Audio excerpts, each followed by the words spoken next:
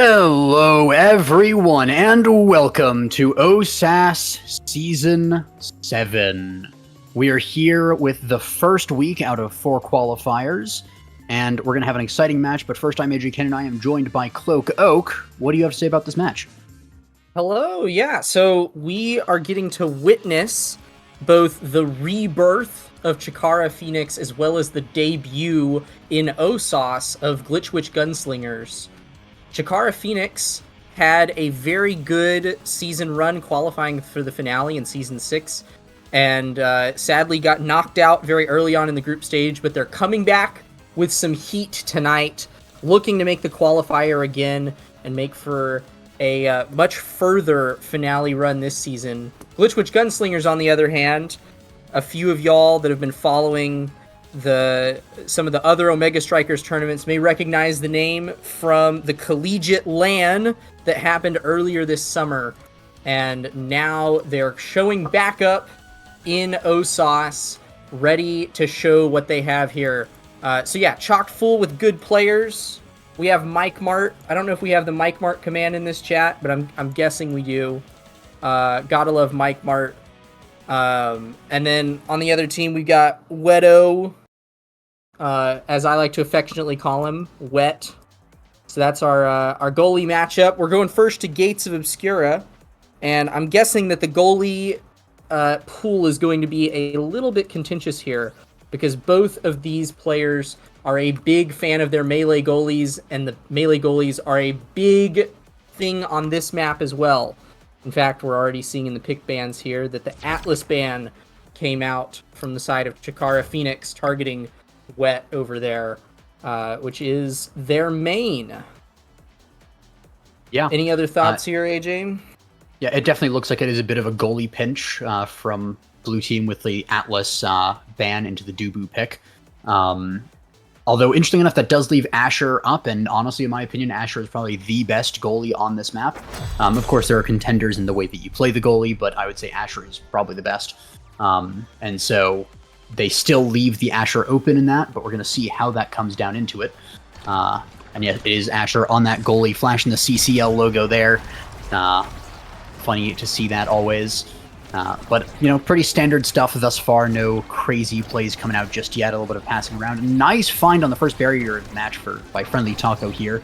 Almost gets second, but solid defense from the Glitch Witch Gunslingers. They're going into this bottom corner, and they're really trying to keep it in here with the rune, but Wet Zero is just on top of this goalie barrier.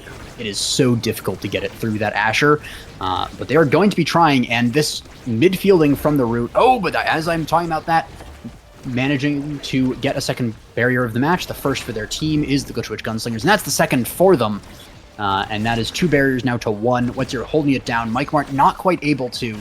We're going to see how they manage to strike back in the rest of this point, though. Yeah, that is a very, very swift first point there. A passing play from Yachty down to Robert Barron will give Glitch Witch Gunslingers the first point of the match. And we do already have some Rampage stacks popping off here for Friendly Taco and Robert Barron on Kazan and Rasmus, 2 of the best users of the Awakening. Both have really, really great size scaling.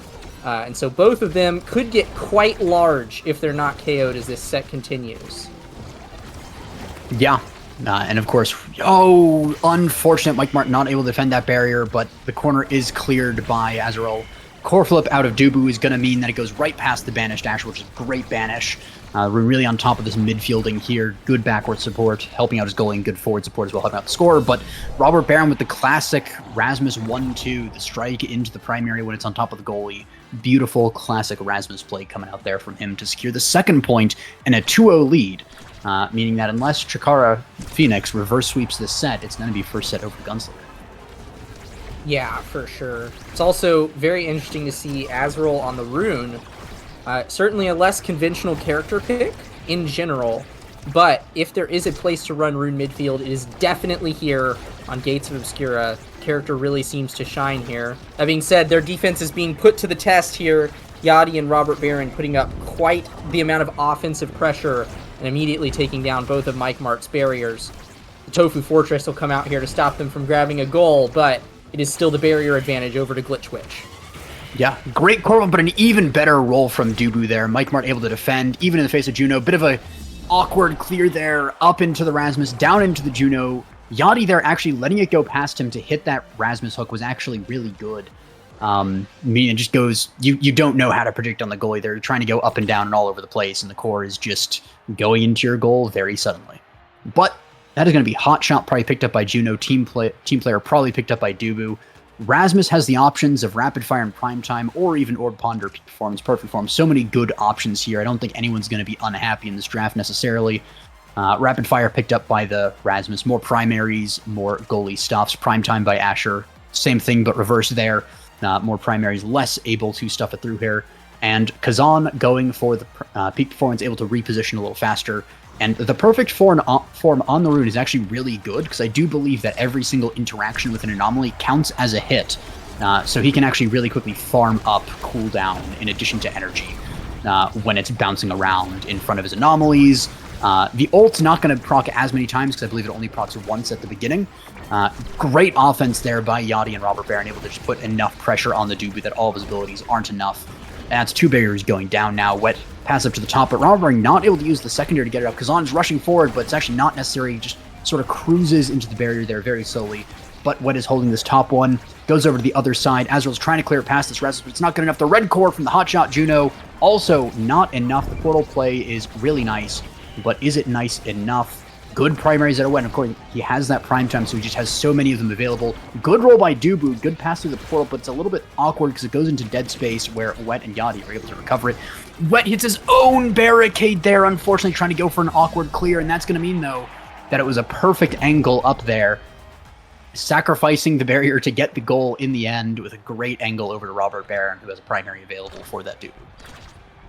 Yeah, I will say, just to bounce off of your talk on the Azrael perfect form pickup, the place where we should really expect that pickup to shine is on the offense, because what you really want is you want the core to be trapped in the pocket with a wall of unstable anomalies there to hold it.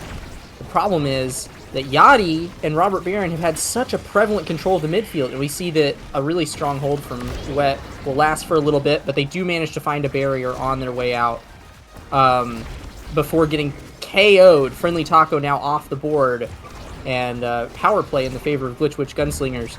If Chikara Phoenix can't contest this midfield pressure, it's going to be really, really hard for this rune pick to really shine for Chikara Phoenix.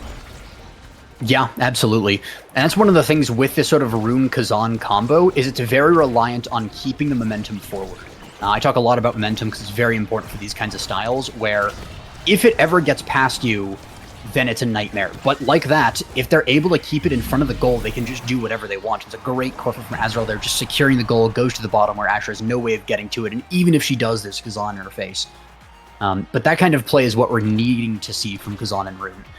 Because, yeah, you're absolutely right. Rune, midfielding back and forth can be a little awkward at times. He doesn't quite have the mobility unless he already has his teleport backwards. But if he doesn't, then there's no way he's helping out the goalie in time. So he's just going to get run around by the Rasmuses, by the Junos, and by the Kais and every other midfielder in the world.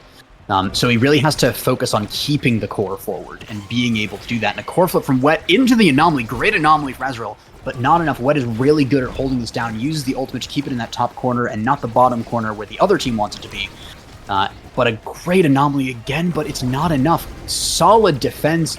Finally getting barrier. Hook comes out. It is in the red core. Not even overtime. It's just been stacking up speed. Kazan rushes the strike a little bit too early, which means that Wet's Ears can counter. And Robert Baron has the core flip, is gonna not even need to use it. Yachty gets a barrier, and it's gonna be a pass up to the core flip on the Rasmus, who unfortunately hits a bad corner angle there. Was trying to cook, but in the end it's gonna be enough anyways. Mike Mart just a pixel off of that core flip to save there. And that's gonna be second goal, up 2-1 now of the Gunslingers.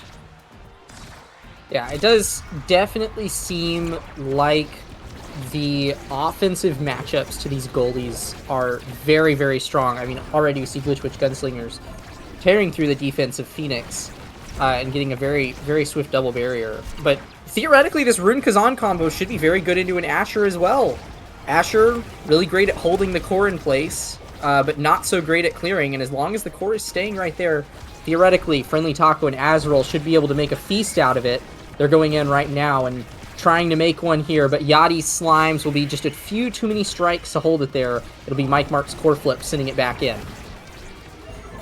Yeah, and really, Asher is kind of having to rely on the Juno for these clears, and Yachty is playing it really well there, trying to keep the Slimes out of the way because they can get in the way of clears and really stop things. But if your Slimes with that hotshot speed are able to clear it very nicely, you can midfield perfectly. But in the end, it actually comes down good passing play there from Chikara Phoenix, able to go all the way across the map and into the goal there, the bottom corner, where just Robert Baron and Yachty weren't able to interrupt that, and an Asher with a person in front of the goal can't do as much. You can try and dash primary if you get the right direction. There's a couple things you can do, but it can be a little unfortunate there, so good find there by the entirety of Chikara Phoenix setting up that play.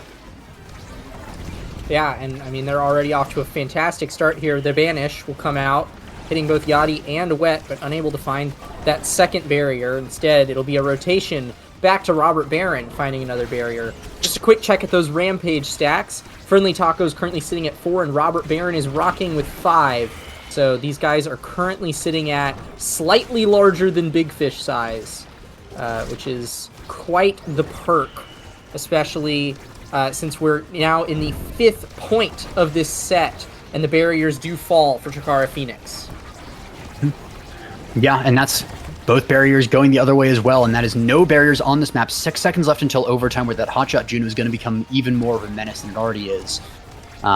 Good Friendly Taco passing to where the rune could teleport, but Azrael was a little too slow on that. Great Dubu roll, but a great Red Core Slime in the overtime from Yachty is going to seal that second set, going over to Glitchwitch Gunslingers. But Chikara Phoenix is learning to count. They hit 2 points in this set this time.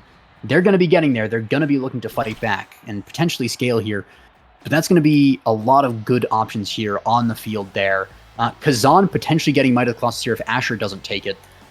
We have Reverb on the field for Asher as well. Orb Dancer to play super far up. Denies Dubu as well, who would really want something like that. Dubu goes Siege Machine. It's really good on him as well. The duration, the projectile range, just buffs his ability so much.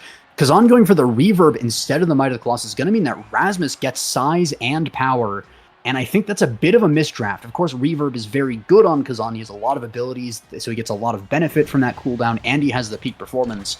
But I feel like the Rampage Might combo is too good on Kazan, and especially even better on Rasmus, that you cannot let it be passed like that. Yeah, I can understand the Reverb draft because they do already have peak performance. Friendly Taco grabbed peak performance in the previous draft, so they're starting to build up some of a stagger build, but this late in the game, it is a little too important to make sure that your opponent also does not have that scaling. That being said, they're making the most of it, evening up the barriers here, but yet again, Robert Baron and Yachty pretty much finding a 2v1 there up against Mike Mart, and it's just going to be a little too much pressure with all the cooldowns already gone off of that Dubu. Yeah, and critically, Dubu hasn't been able to get those cooldown awakenings. Reverb was taken, and there's not been, there's been no extra special on the field for that Dubu to pick up. Hotshot was taken by the Juno. So Dubu without those cooldowns, he's still really powerful, but he's only powerful every now and then. And so he's not able to put up against the constant pressure against Yachty and Robert Baron just keeping on clearing. And that's one of the big things against these wall goalies like Dubu, and even like Asher to an extent, is you're basically trying to wear them down to use all their abilities, because as long as they have their abilities, there's essentially no way to beat them. So you wear them down, get them to use their abilities, and then you're able to score. But right there, Yachty was able to get Dubu to use every single ability, and now he has none left. So that's a really good pass from Asher forward, and goes straight to Yachty, who's able to direct that down there. And Dubu used log, used roll, used wall. All of it was used right then, so he had nothing left to defend against that. Well, and props to Yachty, because I think that a lot of players, especially at this elo, would have struck immediately when the core came there, just taking the shot. Yachty instead realizes, Dubu has tools to respond to this, and just waited patiently and let Dubu use everything right there. And so even when eventually it did get cleared off of Yachty, it did mean that Mike Mart was out in the open. That being said, now it is Wet that is out in the open with no barriers, and Friendly Taco and Azrael looking to put the core in front of the net, but Friendly Taco is looking quite low here. Robert Baron searching for a KO.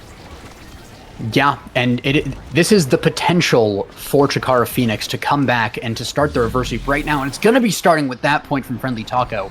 So if you're cheering for Chikara Phoenix, you're going to have to be cheering because Glitch Witch Gunslingers are 1 point away from sealing this on and moving to the next game.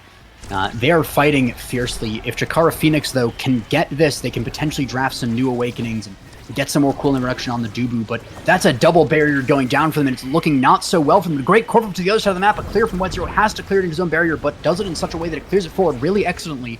Mike Mart having to use abilities to clear, but does manage to get it down. Ezreal trying to help out. Slime is good, but not enough. Strike back and forth between Yachty and Mike Mart means that the core is going to keep on going to this other side of the field. Friendly Taco trying to get it past the 3 members of the other team, but that also means that Glitch Witch Gunslingers don't have as much forward pressure, but Rasmus runs to the top, Yachty jumps forward, and it just keeps going back and forth. Great prime from Robert Baron, but it goes into the corner instead of the goal. Unfortunate. Good banish from Azrael, good anomaly there as well, but it's still not enough. The whiffed core flip from Wet0 is not going to do too much, but it's going to be a little bit of a mental blast to him, potentially losing that 1 barrier off of that. Potentially off of that mental thing. Great core flip patience from Mike Mart, but it's not enough. It goes up to Robert Baron, who sinks it in. Well played by both teams, but Glitch Witch Gunslingers was handedly the one on top here. Yeah, I mean, it definitely comes across in the XP, right? Wet and Yachty both hitting level 9, 2 levels above every other member of Chikara Phoenix, as well as their own forward, Robert Baron. And I mean, the stat line here shows it. 66 saves from Wet, definitely putting down that defensive backline and taking the lead in redirects for the lobby as well. It just seemed like Glitch Witch Gunslingers were at home here. Gates of Obscura is a tough map to wrap your head around, but they made it work. They were putting up some very, very nice plays and just seemed to consistently have the sort of offensive pressure as well as defensive holds that you need to really bring them to the... I think they're going to be contending for qualification tonight. I mean, we did just see them win against a team that was in the finale of Season 6. Yeah, it's going to be great to see how they scale up as we continue in the tournament, and potentially this is kind of the wake-up call for Chikara Phoenix saying, hey, we can't rest on our laurels. We made it to finale last time, but we have to put some work to qualify because there are some really good teams here. So potentially seeing them sort of buck up and improve in the future games here. Maybe they were taking it easy, think they had the time to warm up here, but instantly right into a solid match against that team. So really looking forward to see what Chikara Phoenix can, improve on in the future going forward. I think they have what it takes. They just need to improve a little bit there. And Glitch Witch Gunslingers also looking forward to see what they can pull out. Already starting off on a great start, but even there, room to improve as well. So looking forward to see how they go through this tournament that'll be continuing after a short break.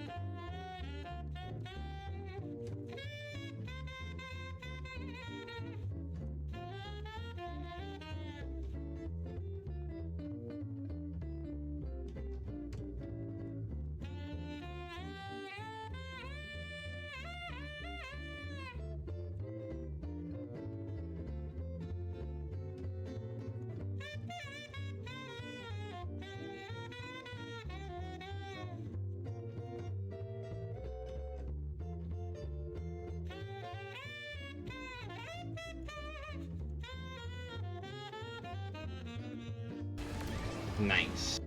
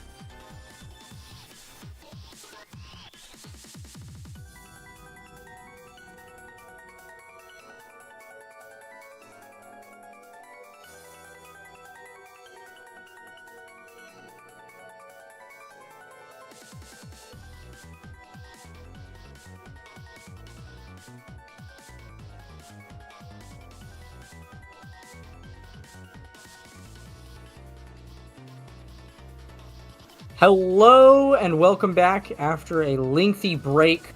We're jumping back into week 1 of season 7 here, about to break down Chimp Dinner Live versus, is it Chikara Storm that we're about to watch? I do believe so. Yeah, these are two very exciting sets of players. V Mikey on the forward of Chimp Dinner Live, I have seen in the queues before and puts up quite the force on the field.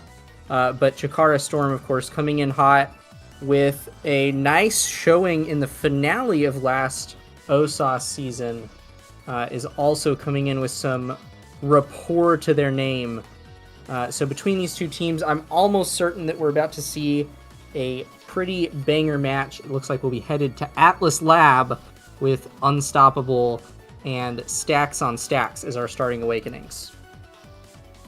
Yeah, should be a really exciting match to see. I personally went against Chikara Storm, and they were a pretty tough team. We when I was against them, we had to try a little bit and make sure that we got our picks and bans in order, made sure that there was no slacking against them.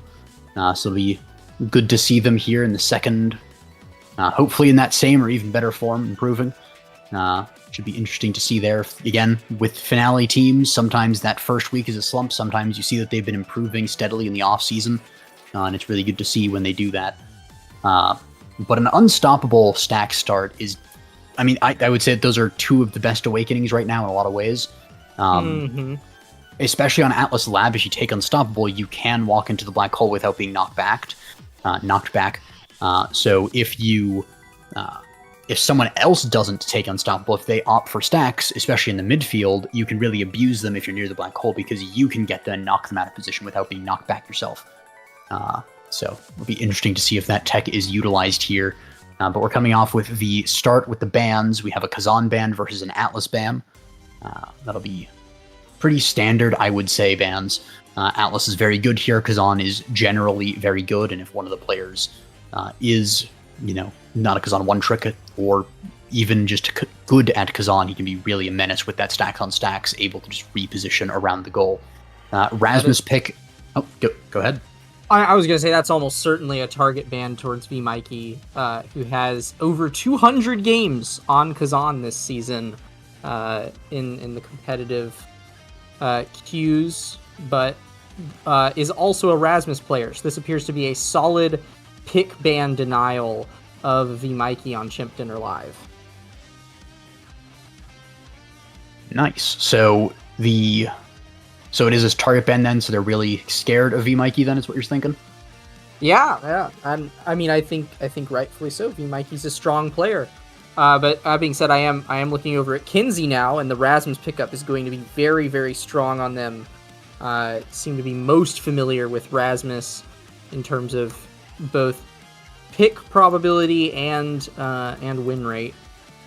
So both of these players well known for those Rasmus and Kazan pickups, and ensuring that only Chikara Storm is going to be the ones to benefit from those strong forward characters is a solid drafting play on their part. I wouldn't be surprised if we either see a double midfield come out for Chimp Dinner Live. We might also see a Juliet or a Zentaro picked up by V Mikey. It does look like possibly the double midfield coming out. I know that V Mikey does have a Juno to back up here. And if they do opt for that double midfield, I'll be interested to see how much the gamble pays off, because it is always a bit of a risky comp to run, just because you are pretty much planning on utilizing passing plays and creative mix-ups to score, because you don't have a forward with a lot of melee capabilities there to help you either stuff it through a goalie or maneuver it around them.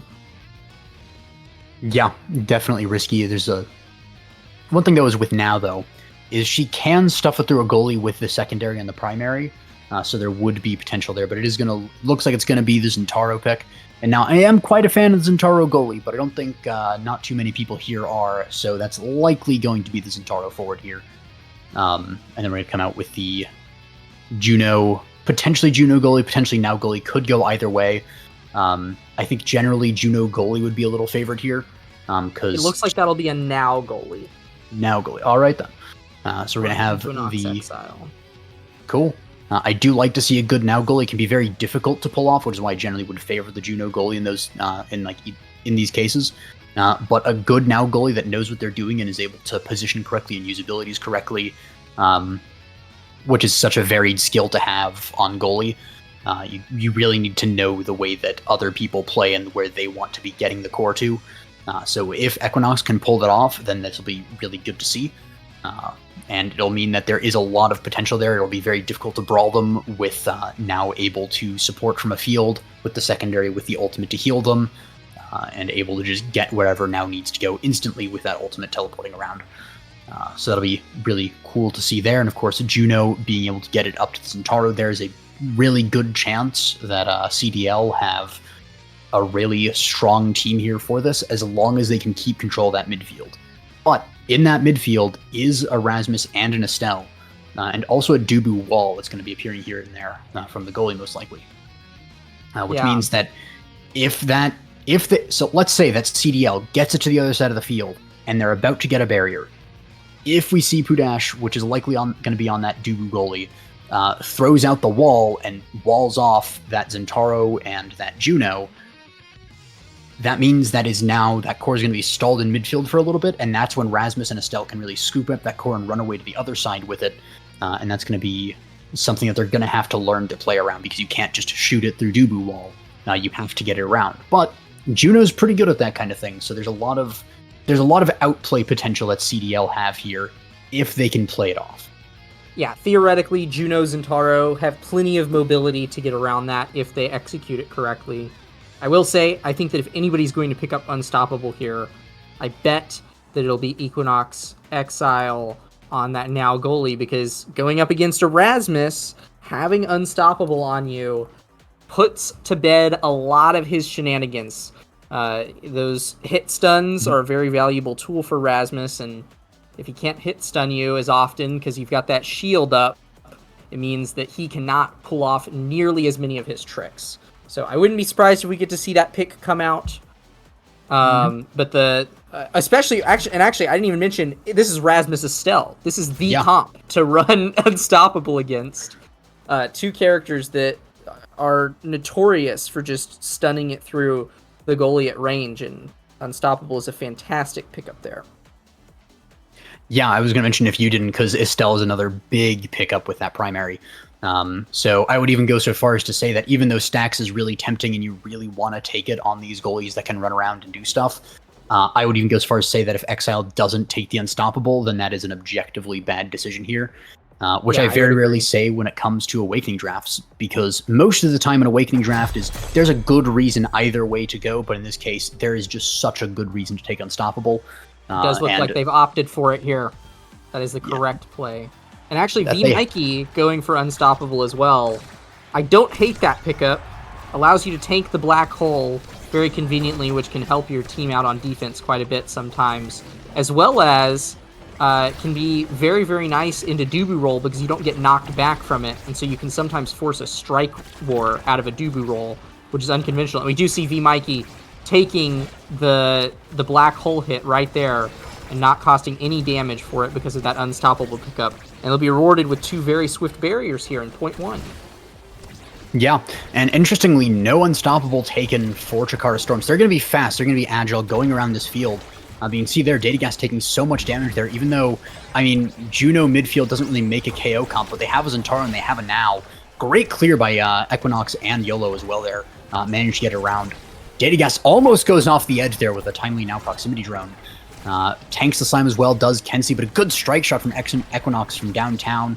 Kenzie tanking those Now arrows, which is why I would have actually liked to see, potentially on Rasmus at least, the Unstoppable, to be able to just walk into those arrows and clear them out of the field. But so far we're going pretty back and forth in this set. We have Kenzie now staggered. So far it's been Kenzie, it's been Datagast. Not too much staggering on the side of CDL. They've been keeping nice and healthy here. Ooh, Red Core. We are in overtime now. The strike shot is good. The primary is good. V-Mikey opting to hold the core flip and use the primary instead. A little bit greedy is going to mean that the goal is scored for Chikara Storm. Equinox as well, not using the core flip there, was a little too far in the end. V-Mikey opting to try and greed with that primary, which is generally what you want to do, especially on AtLab. Not the instant core flip, just the core flips off rip are so powerful. Your great Black Hole there for the team of CDL there, gets one barrier. But you can get a lot of tech done with core flips on this map. You can get a lot of double barriers with some good angles here. So you do want to be saving those core flips, but it's going to cost you the point. It's not as well done. So unfortunate there by V-Mikey. He's going to use it now, though, get that second barricade. That means it's going to be an open net for Chikara Storm, and that is Datagast almost going down. Exile teleporting forward to use the core flip, but is defeated by the Dubu. Going to strike it away. These Now arrows, though, going super far afield with the strike shot there, that extra projectile range coming in quite nicely. And it's going to be a missed strike from Kenzie, means that it goes back to Dubu, who's able to set it forward. But the Black Hole is cleared once again by Mikey. Really on top of that this game, keeping it open. Ult from him is good, and a nice jump by YOLO actually sends it forward into the goal there. Trips up the Dubu a bit there. You're expecting the Zentaro ult to hold it for a little bit longer. You're maybe not necessarily zoning out, but trying to think about what's happening next, and then Juno comes by and sort of dashes those plans. Yeah, well, I got to give props here. Every single time V-Mikey is popping the hole, there's usually someone else in it. Usually some other member of Chikara Storm is in there. And they're kind of using it to deal damage, which is really nice because, I mean, especially with stacks on stacks being Starting Awakening and picked up by all three members of Chikara Storm, if they don't want to lose their stacks, they have to play incredibly careful. And it will give a massive, massive speed advantage in the midfield to CDL if they're able to secure KOs onto Datagast and Kenzie. That being said, it is Chikara Storm that is looking very, very strong here in this point, coming on with an energy advantage. Core flips online for almost all three of their members. We'll see Datagast burn one here to grab a goal in the bottom corner. Yeah, and with a sliver of HP left, yeah, you're right. V-Mikey is really using this Black Hole to put the damage on, but so far in this first set, doesn't have the damage awakenings really to push through. But after this set, I think is going to be a bit of a breaking point. If there are KO awakenings that can't be denied away, then I feel like CDL might... That's a great core flip as well. It's a double barrier there. I believe that was YOLO. Equinox also using a core flip there to clear, trying to keep that tempo, but it's not going to matter in the end. Great strike war from Kenzie, able to put that through, but a core flip is going to deny the Zentaro primary. Hook goes wide, takes a bunch of damage for Kenzie, not having a good moment there after he had the amazing one earlier, and now it's kind of stalled out. That's a kill onto Juno, though, and there go the stacks. Reset down to 0 here at the set. Great core flip, but Pudash is on top of it. You can't get it through him that easily. He's not just going to let it go. V-Mikey, though, good clear to dead space there, but a hook from Kenzie is going to mean that it's right back in his own hands. Pass up to the top corner, but it just goes to Pudash instead of the core into the net. Yeah, it is definitely in a weird neutral zone right now. I would have expected the power play to find something there, but Chikara Storm still going strong, and some great patience there from Kenzie will thread the needle between Swag King and Equinox, finding them a goal and the set. I got to give props to Datagas there. I don't know if you saw. They were using some abilities backwards to pluck the core off of V-Mikey and get it to Pudash. Definitely unconventional, especially at this level of play, to see that kind of foresight. Because, I mean, normally you don't want to be using your abilities to send the core towards your own net. But if it means denying the enemy a scoring opportunity and getting it to your goalie to feed it forward to them faster, that's a fantastic play there from Chikara Storm. Interesting draft here. We will see Catalyst right there initially. Talk to me about the rest of these picks. Yeah, I was going to do one last thing. It also shows a lot of trust in Pudash, because you never want to back pass to a goalie that you don't think is going to fetch it. So good foresight by Datagast and just good trust in the goalie there. So great team play overall to just have that knowledge of the team that they can do that. But yeah, hot shot on Dubu denies away the option for the Juno to pick it up. Really sad for YOLO, but does come away with aerials, so not the saddest day in the world. But Mikey getting the hands on heavy impact is going to potentially be the first of the KO comp coming together. But not quite enough there, as we see that Estelle actually manages to get a score there with Piercing Shot. Doesn't actually even hit the now with the Unstoppable, so it doesn't come into play there, but it was just a nice timing on that, where Equinox just didn't quite have what it took to be able to get there in time and send it out. So just a great find. And that's one of the key things on Estelle, is finding those tiny moments in time where the goalie is just a step away, an ability away is on cooldown that they can't use to defend it.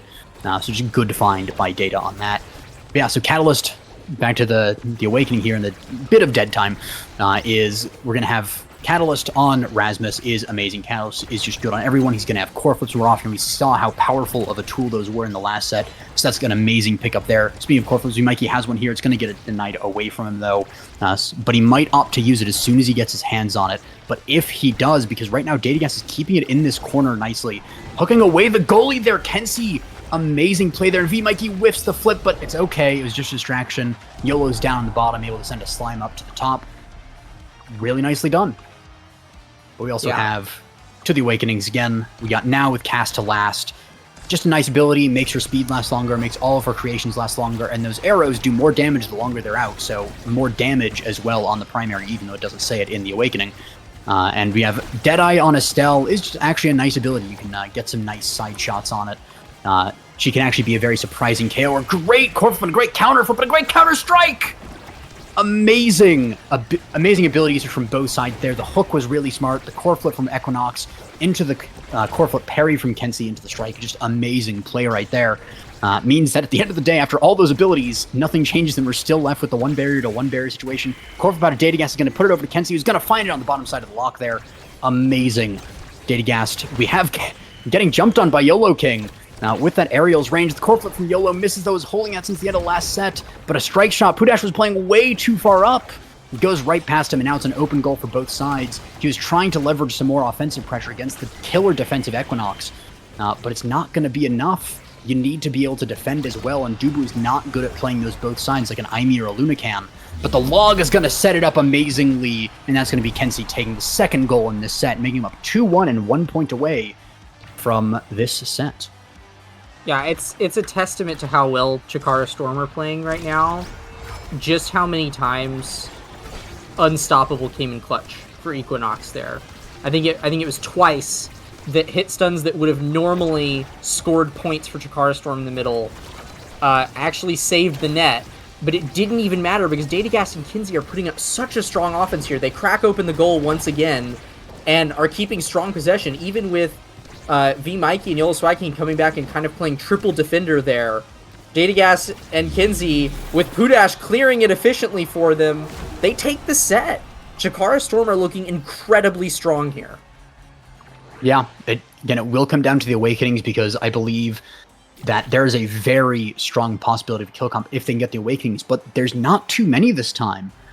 You could say Rapid Fire, Perfect Form are okay for having the extra abilities, but there's nothing that increases the damage, and that is what V Mikey is looking to pick up here to combo with that Black Hole, and that's kind of an unfortunate thing for the team there. Yeah, and those heavy-hitting Awakenings are going to be denied away here by Datagas. Perfect Form, really what V Mikey was probably eyeing there if he wants to put out damage. Another unfortunate pickup here is, for at least unfortunate for the side of CDL, is the Quick Strike Catalyst Energy Exodia picked up there by Kinsey is going to be nasty to deal with. You've talked about the power of core flips in this game, and Kinsey is going to be getting them far faster than anyone else in this match could ever imagine. Ooh, but that's a nice double barrier pickup from V Mikey. No core flip necessary. Was able to just put it through. But Pudash is able to clear it over Datagas. The arrow expiring right before it hits the core. Unfortunate for Equinox there. And a great piercing shot from Datagas to interrupt the pass and find the barrier in one fell swoop. The slimes are good, but not enough. YOLO trying to battle, but Datagast is on top of this midfield battle, interrupting every single pass and keeping V Mikey from touching the core at all these last few seconds. And it's starting to show in those levels. We have a level 6 Estelle, level 7 Rasmus. On the other end, level 5 Juno and Zentaro there. Not able to get it through. Pass around the Black Hole, ends up just going into Equinox. Kensey walking to the Black Hole, just ends up proccing V Mikey's Unstoppable though, and that's a goal of V Mikey and the potential for the beginning of a reverse sweep here, and he has the core flip too. Yeah, that was a very creative dribble into primary play there from V Mikey, but I do also want to give some props to Pudash. I don't know if you caught it. There was an evade clear in that point. V Mikey actually got up in Pudash's face, had the Zentaro primary that would have ended any lesser goalie's career, but Pudash stayed strong, hit that evade button, and did a very, very gracious clear around that primary. So props to Pudash. They're not going to be rewarded for it at this point, sadly, as the barriers do go down once more, but Chikara Storm playing very strong here as Kinsey quick strikes, dribbles all along, but it's YOLO Swag King who will find the breakaway, and with that red core speed will put it into the bottom of Pudash's net, bringing CDL up to a 2-point lead in this set.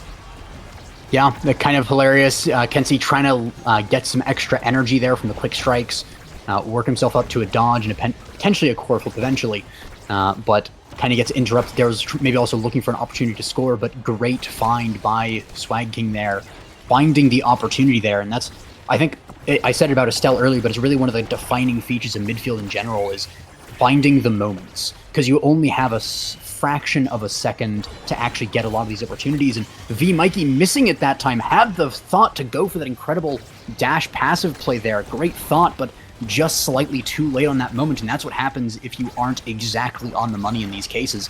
If Estelle's piercing shot is delayed, if the core flip misses, but a Dubu wall is enough to back it all up in the end, that's a barrier going down, and that is 1 barrier to 0, 0 barriers to 0. V Mikey finds second. Core flip is great, goes up to the top, but it's not into the goal. Kensey's out on the bottom, tries to get the primary in, but Equinox Exile is on top of things. Kensey passes up to a slime instead of his friend there, and that's going to be V Mikey in front of the goal again, but Pudash is really good on this defense here. Just killing it, strike shot into arrow, but V Mikey messes it up accidentally! He was trying to shoot it up to the top corners that Dubu couldn't get to it, but it was going in already. But he kills the goalie, he makes up for it. It's fine in the end. He had a little bit of a mix-up there, had to give the enemy a chance to come back in the set, of course, but in the end, he's going to kill the Dubu, get the extra experience for that kill, and he's going to be rewarded with something like a Primetime or Glass Cannon Might of the Colossus prize fighter. We were skipping out so many of the good kill awakenings earlier, and he's going to find something here. Well, I think that bigger on this draft is Monumentalist. It's going to be forced to be denied away by Pudash, who really wants that Orb Dancer pickup, but we'll have to deny the Monumentalist away from Equinox's now. Orb Dancer actually floats to last pick, which is not at all what I would have expected. I would have thought that someone else would have picked it up along the way, but instead it's Kenzie who ends up with Orb Dancer. Kenzie rocking with 4 of the best Awakenings in the game as a build. Stacks on stacks, Catalyst, Quick Strike, and Orb Dancer. So much speed and quick strikes and energy coming out. That is a scary Rasmus to deal with, and they're going to score a goal with it. That is, I mean, Chikara Storm, their builds are looking scary. Even though CDL are coming off of a set win, those are some terrifying Awakenings that they have at their disposal. Yeah, and it's not quite answered over on the other side. There's no big kill Awakening. Now, we're starting to see the Zentaro build come online. We're starting to see as heavy impact he has Might of the Colossus. So he has a little bit of damage. He can try to go for the kills, but that's 2 locks going down already, and that's looking to be a 2-point lead for Chikara Storm here, unless CDL can fight back. A good core flip is the beginning of a fight back, but a counter immediately. YOLO Swag King, reading Equinox, was going to go for the quick flip there. Just immediately flip strike and Datagast, just going right through with the counter there, knowing what's being inside the opponent's head there, and just knowing what they're going to go for is just amazing there on that play. Yeah, it's going to take a lot here, especially since the energy economy is just a little better on the side of Chikara Storm. But Vmikey, with a swift set of plays, will grab both barriers, crack open the goal, and stagger Datagast in the process. CDL now on the power play, looking incredibly strong here. Pudash has the core flip online, but I won't be too surprised if we see it burned here very, very shortly, just merely to stay alive. And now it's Kenzie who's staggered. The core flip gets burned from Pudash. And Chikara Storm are suddenly looking very weak here as CDL try to make a comeback.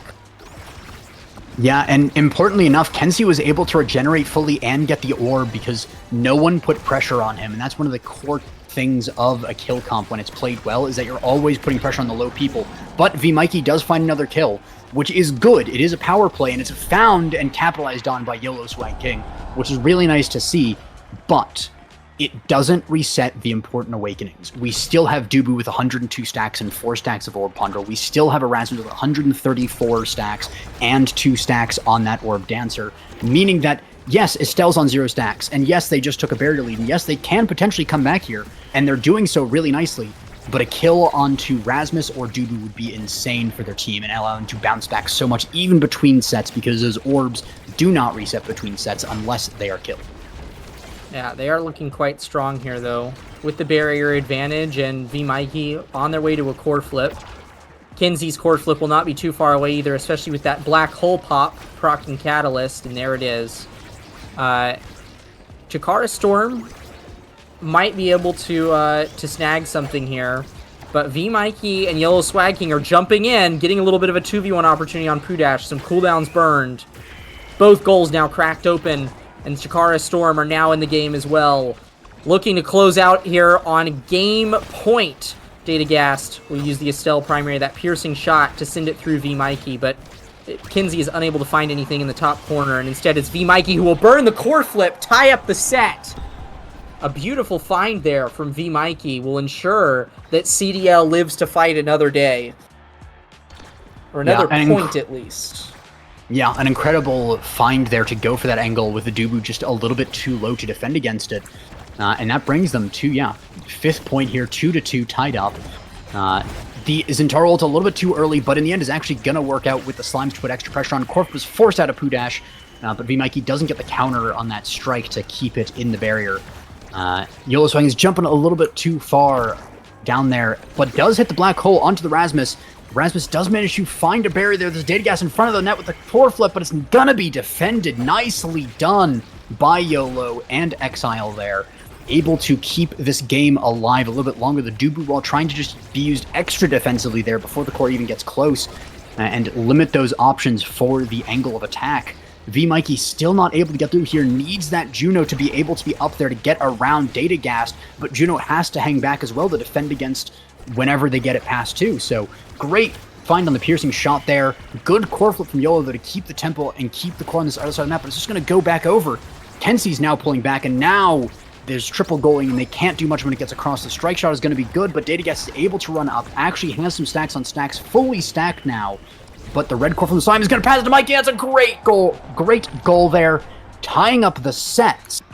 And that is really good for CDL, who now probably has the option of something like specialized training, has the options for bulk up, has twin drive, has stinger, has 1-2 punch. Has explosive entrance here for Zentaro. That's what I'm eyeing. Zentaro has been without a Dash Awakening this entire game and finally gets the opportunity to pick one up here.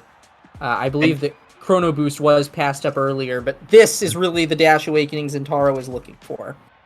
Yeah, and an incredible one, probably one of his best awakenings, if not the best one.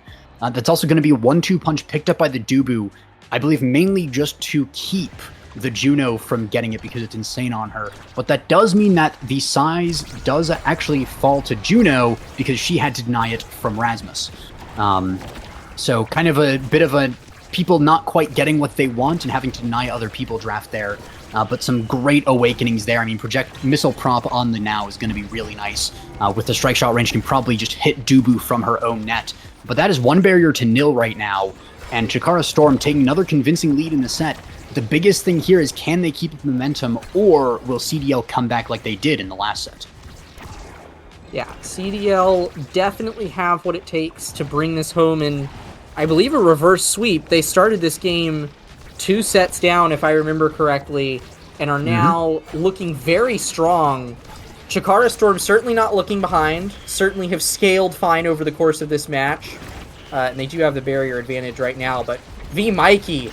I mean, like, might as well call this man 1v1 V Mikey. Like, this guy has put so many impressive offensive plays up in the face of Pudash. But, I mean, speaking of impressive offensive plays, that series of dribbles into core flip from Kenzie will secure the first point of this final set. But yeah, wow, V Mikey putting out some moves. Even though Pudash is putting up quite the impressive defense, it's really tough against a Zentaro who knows what they're doing as much as V Mikey does.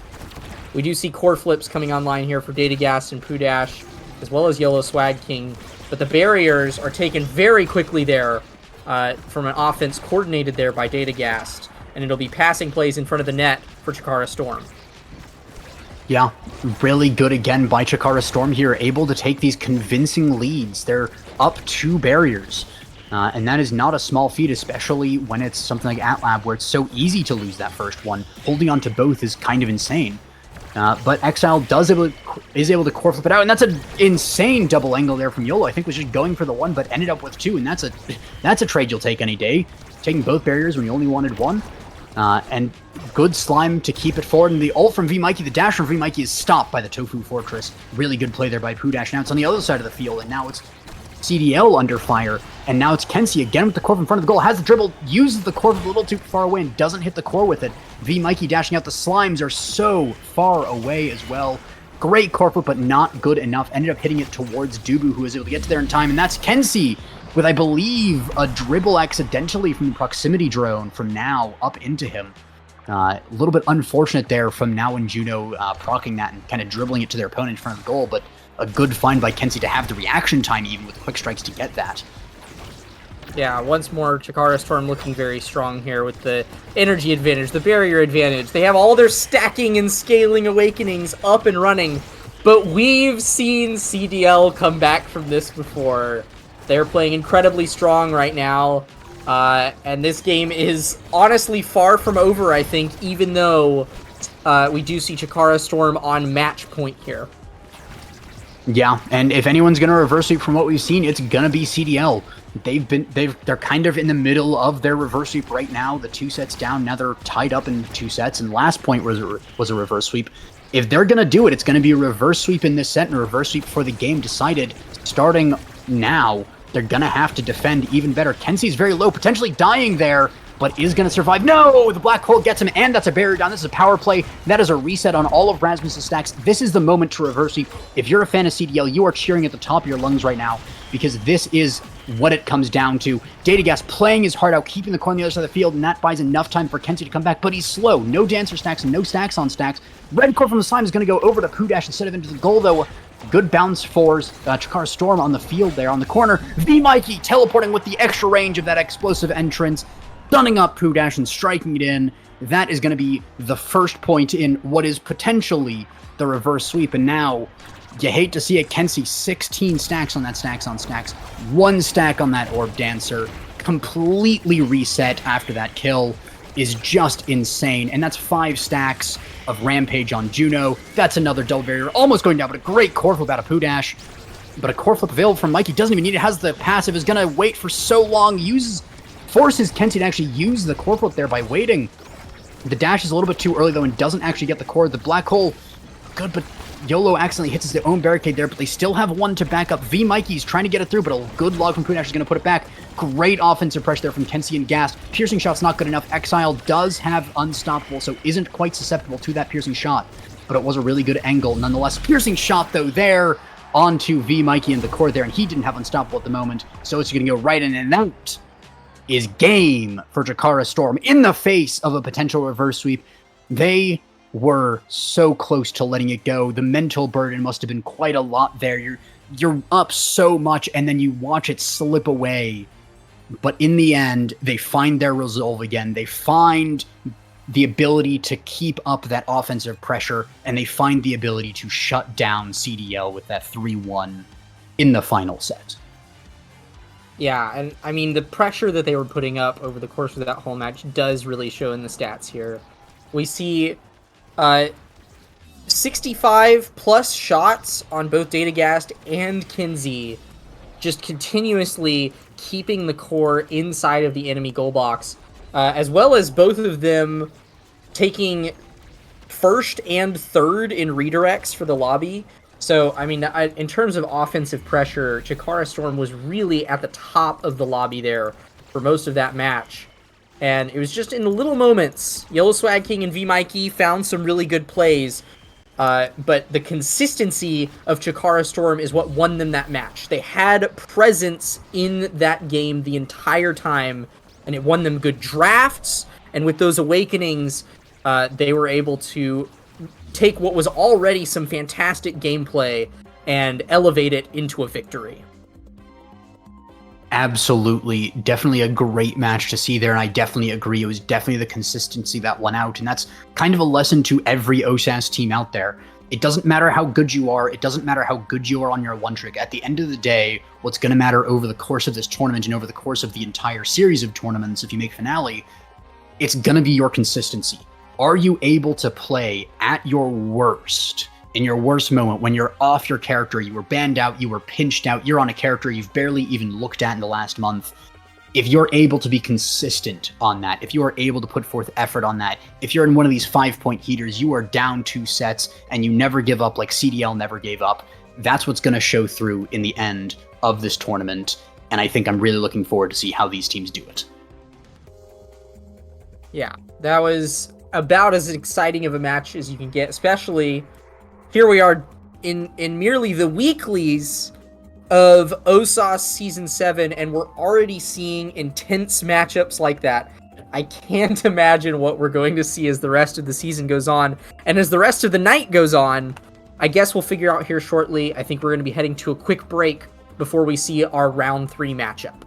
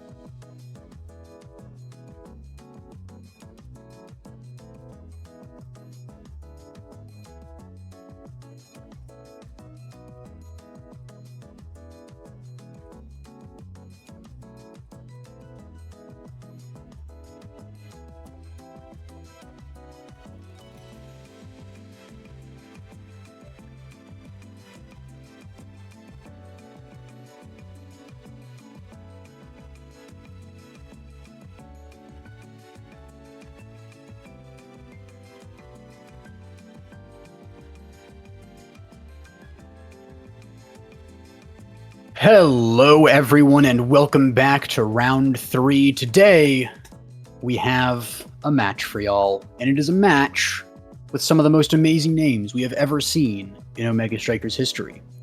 This match is between the triple, terrifying, turtle-throwing tanky tankards tanking tanks, and Rastel plus adopted son Kenclam plus adopted coach Tempo. So, it'll be fun. We have some pretty good and well-known players in these matches, so it'll be really fun to see what they throw out. Yeah, I agree, and it does look like we already know everything that we're rocking with going into this match. Perfect Form and Hot Shot on Night Market, so we can expect the core to be moving fast. Probably a lot of damage coming out, especially from the team with a million Ts. How many Ts are we working with there? Just so we have a good shorthand. I think it was 9. 9 Ts. Yeah, 9 Ts. And they're working with Kazan, Aimi, Luna, which puts out plenty of damage and has Kazan for the kill confirms. So with a Perfect Form start, I won't be surprised if we see them playing on the side of damage. And then with Rune Juno on the side of Rastel, I won't be surprised at all if we just get to see some absurd red core speeds from Hotshot. Maybe opting for Perfect Form on the Rune, because as we discussed earlier tonight, you do get a lot of CDR if you can trap the core behind the pillars and kind of force some ping pongs, but usually Hotshot is the play for both of those characters. Yeah, and Hotshot is amazing on Rune because you just get so much speed. It's red cores pretty quick. And of course, the cooldown as well is amazing. We are backing into lobby briefly to fix the maps and starting awakenings and such. Always easy to make that mistake. So bear with us for just a moment. Also, I had counted. There are 9 Ts if we only count the starting Ts, but there are 2 Ts in Turtle. So it's 9T the acronym, but it's actually 10 Ts the team. So doesn't really matter all that much, but tons of Ts to work with is the point. Yeah, plenty of them, one might say. And Rastel, of course, we know from a few OSAS seasons, if I'm not mistaken. Were they also back in OSAS season 5? They were all the way back in OSAS season 4. Wow. Okay. Yeah, these guys have been around for a while. I know that they were in the finale last season, and so we know that they're a heavy-hitting team moving into this match, but also just a historic team. I mean, that is a 3-season tenure here. I guess 4 seasons now. Yeah, now this would be the 4th tonight. So yeah, props to them for sticking with the league for so long. Yeah, and this might be the shot that they get to graduate.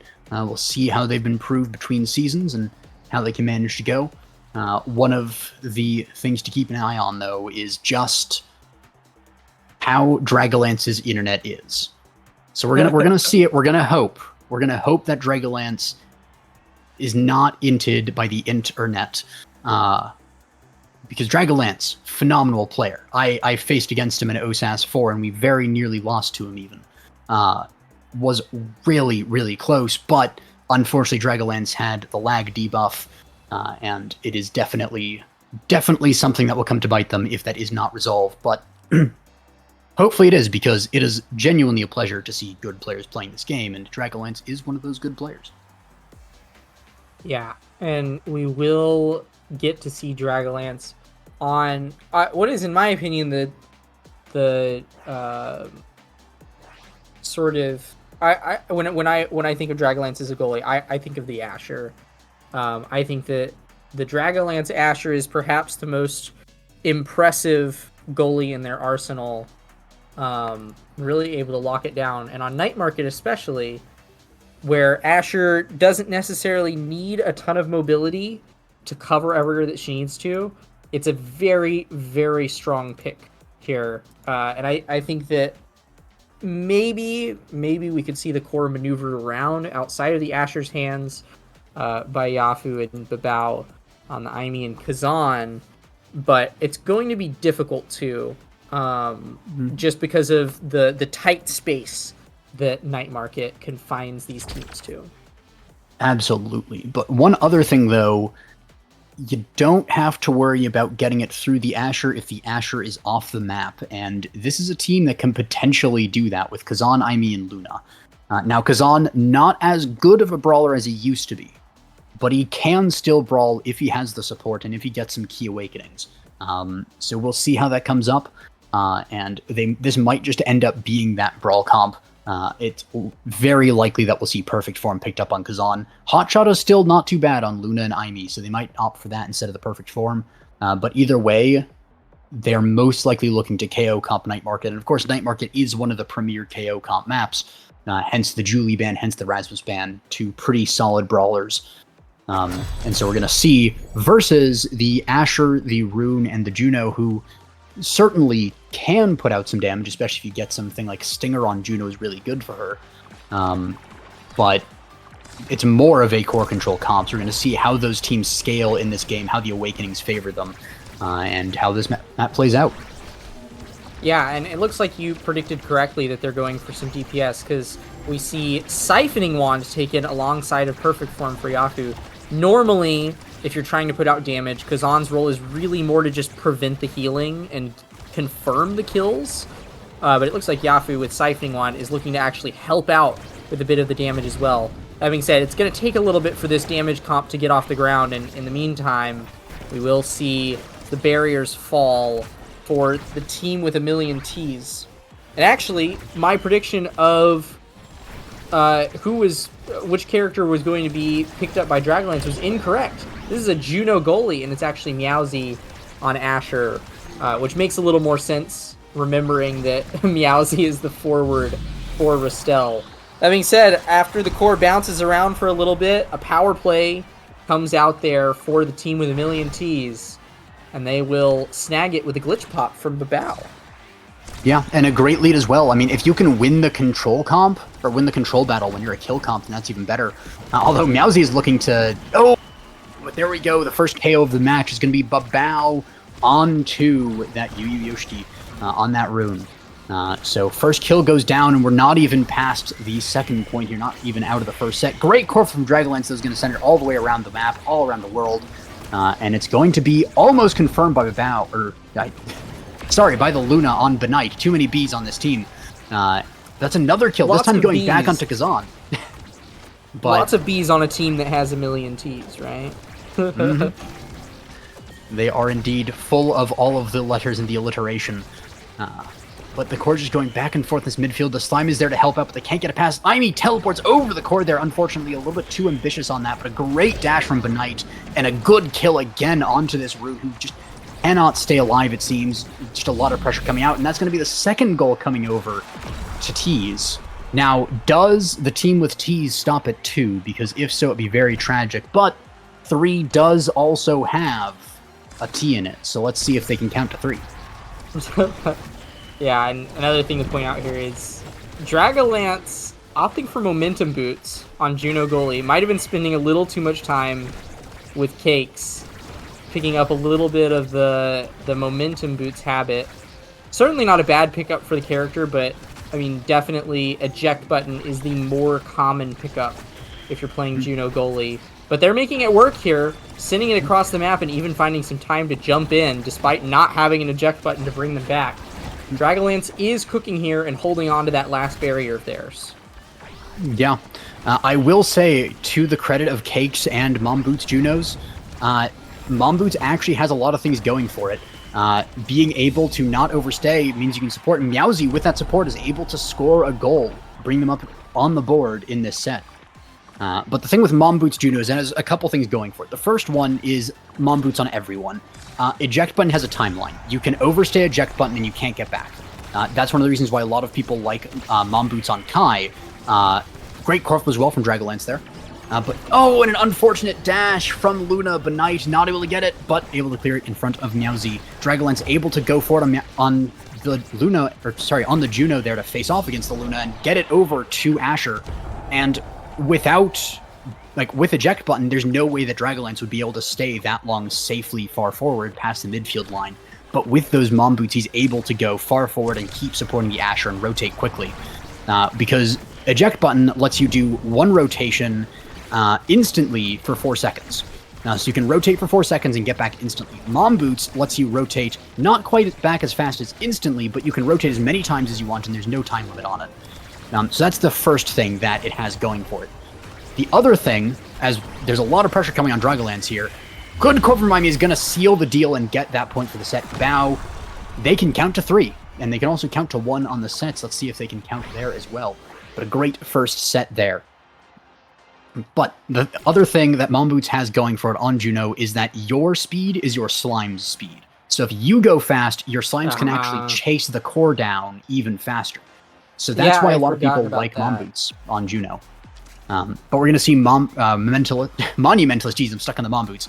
Monumentalist pick on Amy is pretty good, especially on that forward. You don't necessarily need the range on the dash or the projectiles as aerials and missile prompts. Just the hard damage on the ult and the size is just killer in a lot of cases. But that does mean Dragonlance gets the team player, is amazing. Luna going for the rapid fire in place of the Deadeye is a little unconventional there, I would say, especially if you're going for a kill comp. But it does also mean that Rune can't get rapid fire, which is one of his bists. So it's a bit of a deny, and it's also not too bad on Luna. It is consistent damage. It allows you to proc them and keep them, or to hit them and keep the regeneration from going forward. So it's not a bad pick. But Deadeye, of course, is quite bis on Luna. It's one of her best awakenings. It affects every single one of her abilities, even the dash, weirdly enough. And Bright, though, or B-Knight, able to just keep these clears going. But does, in the end, lose one barrier in the face of this brutal Asher Rune combo, which is somewhat reminiscent of that Goo map we had earlier, where we had a Rune on the forward as well, and it's a similar thing where you're just trying to keep the core forward. You can play midfield a little bit, but you're rather restricted, in the same way that eject button is restricted. So you're trying to keep it forward, and that's a great barrier find there by B-Knight, able to use the Loom Dash all the way around the field. A great banish, though, from the Rune, not able to get a kill, but does stall the core and keep it forward. For now, though, we have the Bao with the core flip going forward, not able to use it just yet, is saving it for a little bit longer, maybe looking to get a kill off the side of the map on this Rune with it if he plays a little bit too close to that edge. But dribble down from Meowsy up into the top corner, misses it, but gets the core flip nonetheless, and Dragonlance whiffs the strike and greeted on the core flip, means that's going to go in, unfortunately, but a great find there on that corner angle from the team of many T's. Yeah, I've got to, speaking of the team with many T's, I got to call out their dominance of the speed gate in this match.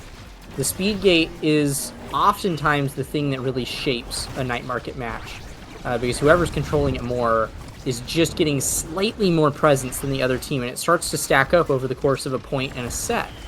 And Bao and Yafu have done a fantastic job of controlling it. Actually, though, it's this point that Meowsy and Yu actually did a really good job of controlling it that set. And also, we're just keeping up the pressure very consistently and snagged a goal for it. So, yeah, definitely something to keep an eye on is how these teams take advantage of that speed in the middle of the map, because it can turn the tide of a point very, very quickly. Mm-hmm. Yeah, and especially on characters like a Rune and Asher that don't have much mobility on their own.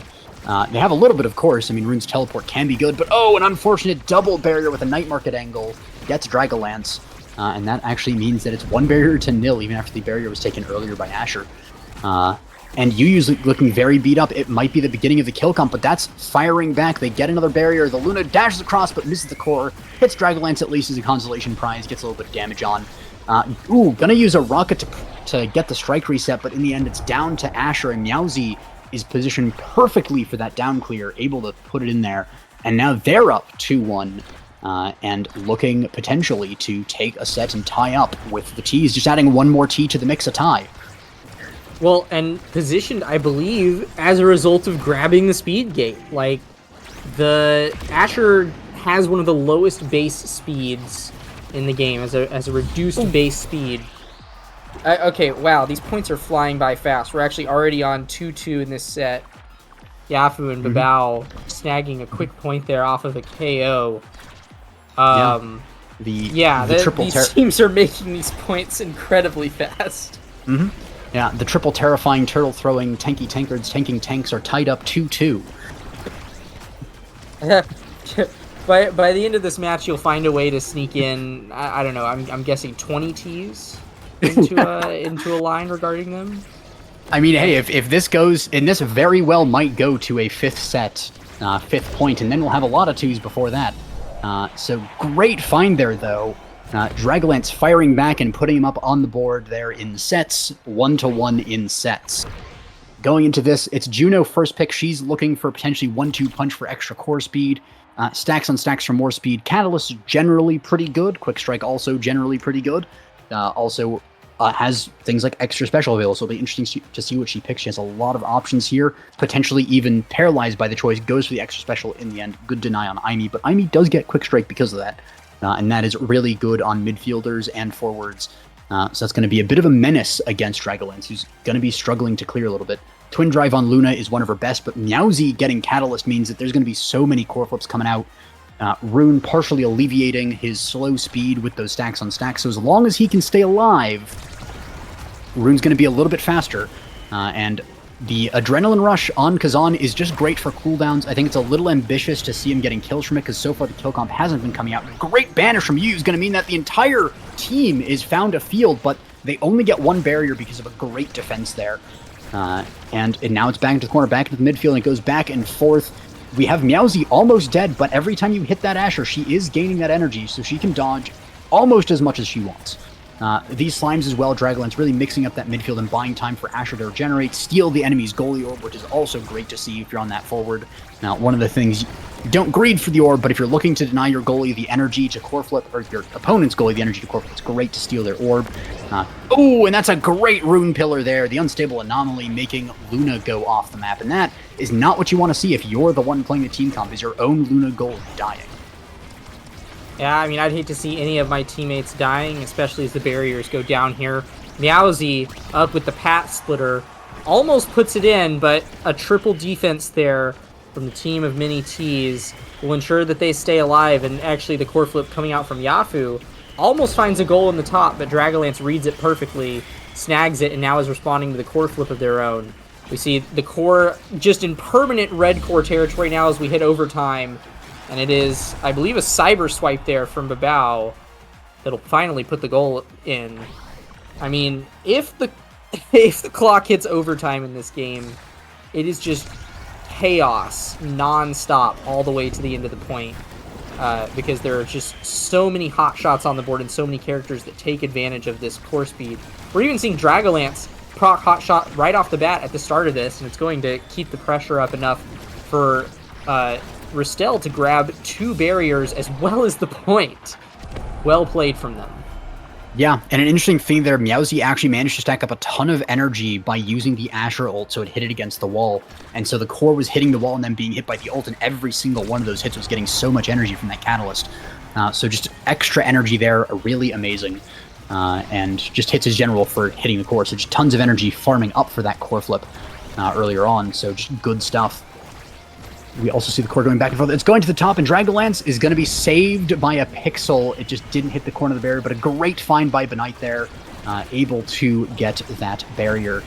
We have the rockets from Luna are just going a little bit wide there, and that's going to be a barrier going down. The rocket also not hitting that time. Unfortunate to see, but at least does have some extra cooldown from that prime time, from the rapid fire and the hot shot to be able to get a little bit more. Uses that to proc the unstoppable so that the Luna can use the dash to actually stun up the Asher. There was a really nice play with a little bit of forethought. Just amazing play there by Benite. Yeah, it does look like the midfield pressure is really starting to... I don't know. I was just about to say I think it's swinging in the favor of Ristel, but just as I say that, Babao and Yafu are able to keep the core up long enough just for it to slip past Dragonlance. So, I don't know, both of these teams really starting to... I say starting to. The barriers have been going down and the points have been happening fast. I think this is just a continuation of the story of this match, which is that everything is going to be either done within the first 30 seconds or go to one hell of an overtime. And we are seeing both barriers fall again here for Ristel as Yafu, with a setup from B-Knight's Rocket, will claim the set with a press the point into the bottom corner of Dragonlance's goal box. Babao winning set MVP. Ooh, and that's some options there. Explosive entrance on Aimi is amazing. Also prime time. Siege Machine, Heavy Impact, just amazing on Aimi in general. Also has the option of Rampage. It's a little unconventional, but size is good on Aimi. She does have a melee ability. Is going to pick up the Siege Machine. But if that Rampage falls to Asher, that's going to be an Asher getting potentially 8 stacks every single time when these go to those 5th points. And that's going to be a large Asher. And if she can get her hands on Might of the Colossus, even later on, that's going to be just really tough to deal with. So if the team of many T's can take this set, that'll be good for them. But if they can't, I do fear that Asher might become unstoppable. Literally having the Awakening. Yeah, and I do think that Yafu probably should have picked up Rampage there. Would have given them some set scaling, and really the only world where I can see them dying is with a Rune Banish. But speaking of deaths, we actually see Meowsy taken out there by Babao, who doesn't have any damage awakenings, but Meowsy was just a little too close to the edge. And wow, another KO actually goes out there to Yafu. So actually, you know what? I take it back. Neither of these forwards should be taking Rampage because they're both dying. And they're not going to be keeping any of those Rampage stacks with that. It's actually Babao. It's putting up quite the show here of pressure, but the unstable anomalies from Yu Yu Yoshiki will ensure that nothing is found there with the core flip. And instead, we're back to a neutral zone here with both of these teams keeping one barrier up. Yeah, and it's right as the overtime strikes, perfect timing by Babao. Able to find it, but a red core from the Slime going to get blocked by Yafu. Oh, and that's another great red core here from Aimi. Luna does have the flip, opting to not use it to save the barrier just yet. Would have been very difficult even then with the Asher in the face there. And that's going to be a kill onto Luna, though, and there goes the core flip. Really unfortunate for Luna, but a great power play opportunity for Estelle, who's going to find the point. And they're going to take the 1-0 lead in the overtime here, and that is potentially the tie-up that we're looking for. If you are Restel, you need to tie them up. You need to take this set so you can tie them up, and then take that 5th set convincingly. So it is time for Restel to really lock in, and that's not locking in. Meowsy going off the edge again, 10 seconds into the point. It's a little bit of a curse now. But at least Dragonlance is able to hold it down with Slimes, buy some time, and Yu Yu's holding up the forward position here. Great core from Dragonlance, dodges the Luna ult, and also able to find the core with it. Misstrike from Babao puts Luna in an awkward position, but she's able to find it just fine. The banish onto Luna is not enough to get the barrier because the core was not under control during that. And now it's Asher in front of the goal. Goes for a little bit of a night market angle there, but not able to trip up that much. And that's a red core across the field, but it's going into the corner, not the barrier. And so therefore, Dragonlance is able to save that one, no matter how fast it's going. Yeah, we are getting to see some of the high mobility aspects of Kazan and Aimi really come into play here, as both Val and Yafu are jumping back onto defense to make sure that that barrier doesn't get taken. And both of them have ensured that it doesn't get taken so far this set, and they're coming back with a vengeance to grab a barrier of their own here. B-Knight dashing in to help, but actually some very effective defense there from Meowsy and Dragonlance will make sure that nothing's found. Both of these teams have really upgraded their defenses over the course of this match. We're no longer seeing barriers get taken immediately, and it actually takes all the way to overtime before an advantage is found, and Yafu is able to put it in with a core flip. And even using the core flip there, probably could have gone for the basic ult, but is just respecting Dragonlance and the defense of Restel too much to just risk it on not core flipping and going for a slow shot. Because you never know what they're going to pull out if you don't take it, and if you don't just take the opportunity you have there, even using the core flip. It's better to just core flip and get it in than to risk them defending, as we saw with V Mikey in the last game, where he tried to opt to not use the core flip and rely on other abilities, and it ended up biting them in the back there. But a great clear there. Babao actually going forward after the clear to get 2 barriers, hitting it down. Dragonlance, though, is on top of it, does have the core flip there available. Babao also looking to get a core flip up. The Crater Maker's pretty great to farm Meowsy's energy, tax it all away, and the core flip up is blocked by Yu Yu. Great defense there. Striking soon after, knowing that the Aimi's probably in a panic state and going to be sending it away immediately, try and go for that goal. And so we're just going back and forth again. Both goals are open. A couple of players missing some abilities, but when you're going this far into a game, and this is also not their first game of the day, they're probably getting a little bit tired and a little bit fatigued after all of this, and yet still giving us some bangers of matches. Meowsy finding the angle there to be able to dash into Lunar, stun her up, get the strike reset, and strike it into the goal. just good find by Meowsy on that goal, bringing him up 2-1 and 1 goal away from tying up the sets. Yeah, and with stacks on stacks now online for Yu Yoshiki, Rastel is in a very good position here. As I say that, the core does go wide and claim one of their barriers, and Meowsy is forced to use a core flip, honestly just to stay alive there on the back line, but manages to grab a clear with it simultaneously. I do think Rastel is in a good position here. They're putting up quite the offense right here, and Meowsy, in pretty much a solo push, will manage to force it through the triple defense of the team of Mini Ts and snag both of the barriers there. And suddenly Rastel, on set point here, are looking to tie up the sets as the barriers go down for their side as well. Yeah, and a great core flip from Bao, even knocking back the Asher, not getting a kill, but moving her out of the way, but not out of the way enough because Yu and Dragonlance are still able to clear it even still. Meowsy with a great ult in front of the goal, but Luna still has core flip. It's going to be a night market angle, but it's going to be defended. Good dash by Luna, and a really just heart-pounding moment as a goalie there when the core flip you use to defend bites back at you. This core is going wild, and that is it! And now we are tied up 2 sets to 2 sets. And I am looking forward to this last set. It is going to be great, and we might even have them tied up 2-2 to 2-2-2 against the triple terrifying turtle throwing tanky tankards tanking tanks. And that will be a blast. I don't know if you saw there, but I think Meowsy's butt was just saved by Unstoppable. There was a hook that came out from Yafu that would have ended anyone else's whole career right there because Meowsy was staggered throughout the whole back part of that point, but I think Unstoppable came up just in time to make sure that they didn't actually take any knockback from that. And as a result, they were able to claim the set. Several good pickups here that Kazan is going to be putting out much more damage with Stinger, and the core is going to be flying even faster with 1-2 Punch Juno. Orbs will fall to B-Knight with a little bit of extra speed, is going to have plenty of maneuverability to their name. I mean, lots to love from that draft for both teams. Yeah, the one thing there, Yu picking up the Might of the Colossus at the end there, and that is going to be a death here. Kazan dying, unfortunate for the team of Many Ts, but really good for Estelle, who's now taking 2 barriers off of it, and that's a goal. Meowsy finding the angle and taking up the lead in this set, and that is really good for them, because I'm pretty sure so far every team that's had the lead has won the set. I don't think that we've had any reverse sweeps so far. There's been a couple close ones.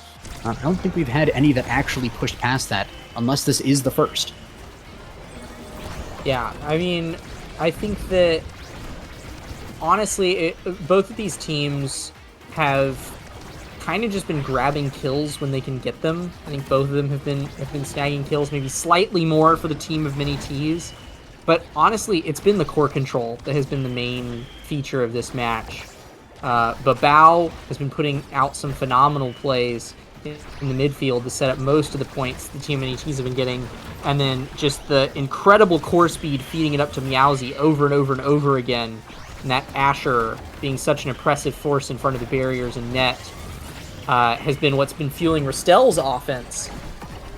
It's interesting to see almost I guess the damage gambit didn't really pay off for the team of Mini Ts. That being said, we are seeing Meowsy's stagger bar getting absolutely depleted here, and it's going to... I don't think that that's necessarily the thing that puts it in. It's Babao with some fantastic midfield maneuvering, but I mean, the stagger bar is being decimated by that Kazan, little by little.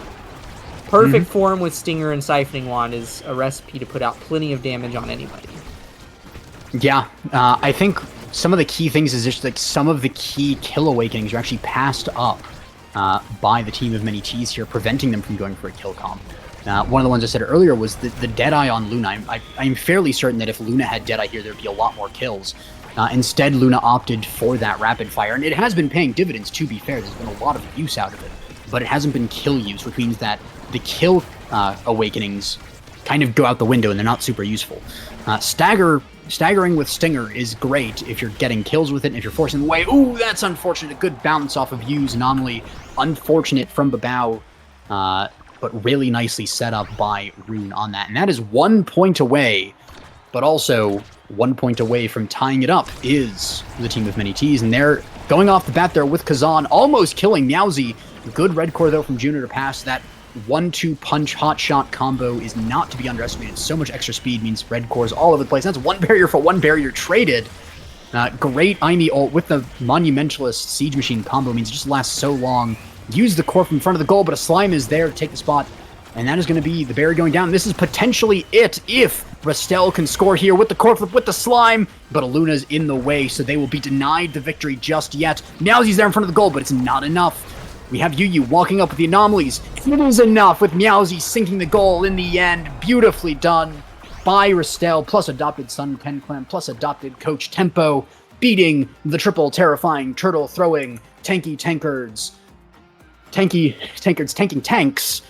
in a 2-set match. Wonderfully done by both teams there, very back and forth. And I'll love to see what these teams have going forward in this tournament as they refine their drafting and their team play. But we saw a lot of really good fundamentals and a lot of really high highs.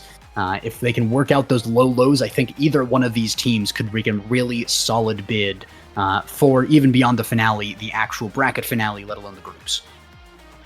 Yeah, I think that, honestly, core speed has just shown off in general from the stat line here. Really high shot counts from several of the players in that match, but just a lot more shots coming out from Yu Yoshiki and Dragalance with that hot shot Rune and Juno.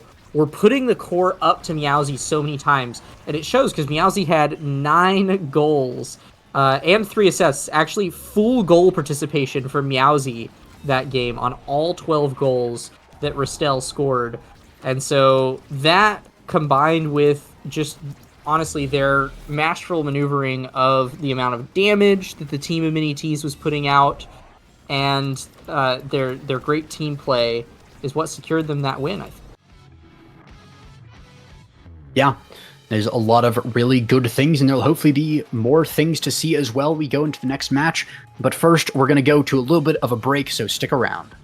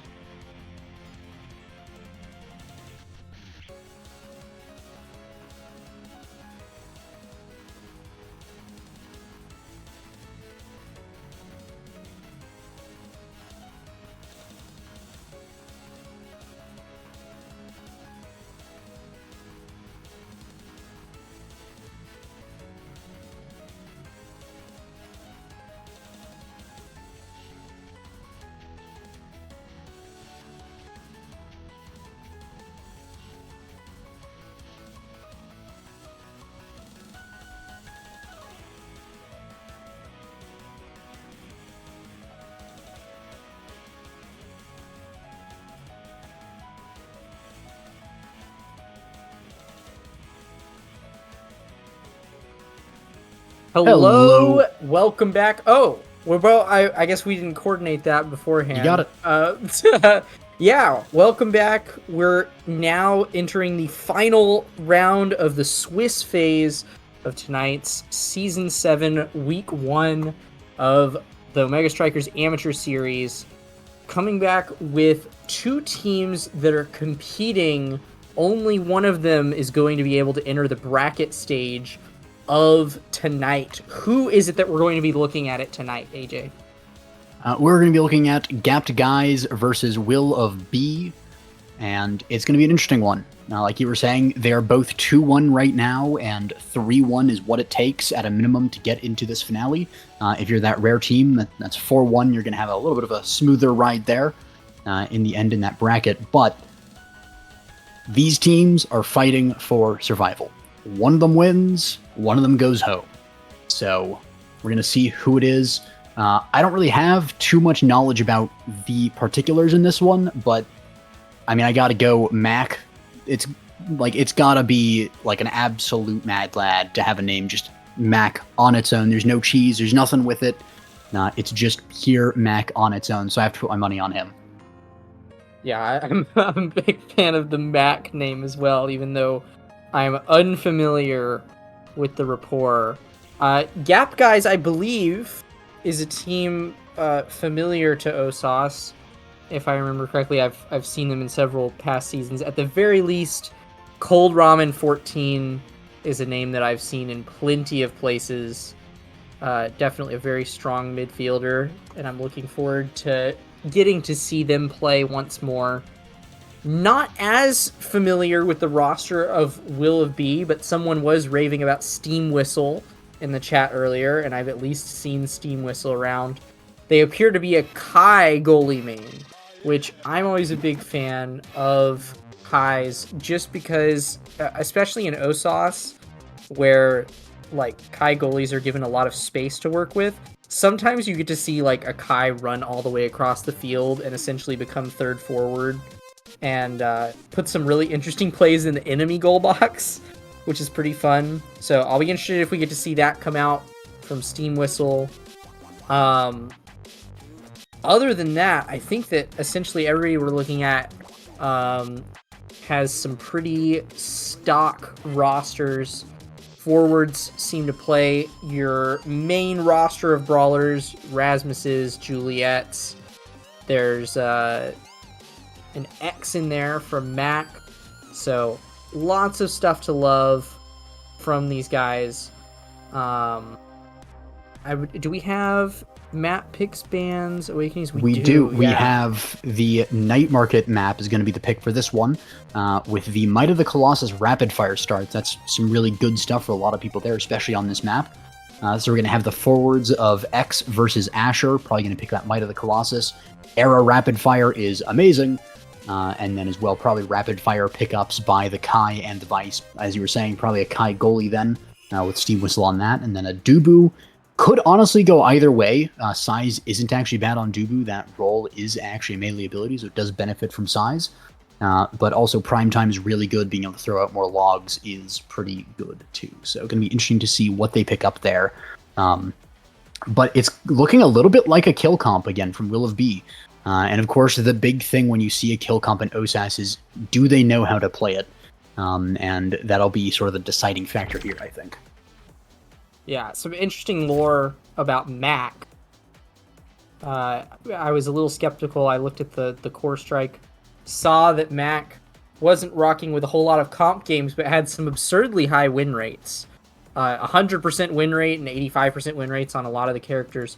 So I went over to Clarion Stats and looked at the Norms games. It appears that Mac is a little bit of a Norms demon, so even though it says high plat next to his name, I would not be surprised at all if Mac is rocking with quite a bit more skill than that elo would indicate. Yeah, and especially in OSAS, you do see a lot of those players who, you might count them out, so it's always important to look at stats and, just the balance of the team and not purely the rank, because you can count out a lot of teams that shouldn't be counted out based on rank alone, so it'll be interesting to see how that plays then. And so far, a really nice start there. Good pressure from Will of B, able to get that first barrier. Bit of a slow first point, which is, I think, pretty standard across a lot of things. It's always funny how that works out. But the team's kind of feeling each other out, seeing what their limits are. And right now, Will of B finding some pretty good limits that they can test on. Great pass through the center there from Steam Whistle up to Mac, who sent it up into the top. They lost control of it at the end there, but it was a great pass to see. Dubu rolling very far forward in a risky mover, but it paid off as the core is now cleared on the other side of the map. But Steam Whistle is holding it down so well in the face of Moondrops. Mac in with a striker central ping, you'll love to see it. But Steam Whistle having to evade there to avoid that Asher was just going to primary him off the edge of the map if he left it for too long. But we have the X hitting into the corner, but hits it a little too far away and loses control in the face of that Era primary. Yeah, a great... just as the first goal is scored here, this is perfect time for me to talk about this. So even though, yes, Will be very, very strong there, I want to point out what I think is the most important thing to come out of this starting draft in this match. And that is the fact that we are looking at a Might of the Colossus start, where both forwards took Might of the Colossus, and Cold Ramen 14 drafted Era. Era loves it when anyone in the game has Might of the Colossus, because she can remove power from the enemy, more than she normally would be able to with her primary, and she can give more power to her forward.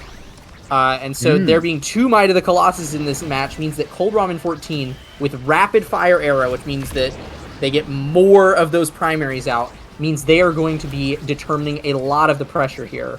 That being said, the pressure is going to rotate over to the favor of Will of B once more, as Sean Brook taken off the map, or not Sean Brook, Moondrops taken off the map into a power play, but Cold Ramen 14 will hold it down, make sure that they have enough time to come back online. Yeah, and Cold Ramen almost dying there. The Giga also trailing after Air to try and get her. Good log from Dubu, though, in this overtime. Sends it to red immediately. The Asher ult doesn't hit the core, instead hitting the Vice. And that's going to be the second barrier taken down here. Moondrop's a little bit low from that Vice ult, but Vice did not charge it very long. So it doesn't do a ton of damage. Cold Ramen looking very low, but a red core goes a demon angle into Steam Whistle. And that brings it up 1-1 in this overtime. Yeah, I definitely think that the core control is far, far favored by the side of Gap guys, and it's going to take a lot of KO awakenings to overcome that advantage for Will of B. But that being said, they don't seem to be doing too bad in the core control department right now, putting up plenty of offense to get 2 barriers here, and actually some creative corner angles coming out there from Sean Brook, almost finding a goal. And the damage is actually coming out just fine here as Moondrops find themselves staggered once again. And Sean Brook, with a far cross shot, will put the core into the top of the net and secure a second point for Will of B. Yeah, was really great. And also the defense by Steam Whistle has been insane. That corner clear with the barrage was just expertly done to not even lose that first barricade. And I said it earlier, but the first barricade on a lot of maps is pretty easy to get. Night Market can be a little hard on those. Great kill, well, I'm saying that, by Cold Ramen. Finds a good Era NATO onto the X. Bit of vengeance for every Era that's been KO'd in the past. And now the defense without that forward to sort of hold things down is a little bit lacking. They do lose 1 barrier in the power play, but only 1 for now. And that's also going to be Moondrops picking up the speed gate to run away from this angry X, who times out that X Maximus and is now not able to kill the pretty much full health Asher. So great rotation there by Moondrops, and really good holding it down by Cold Ramen.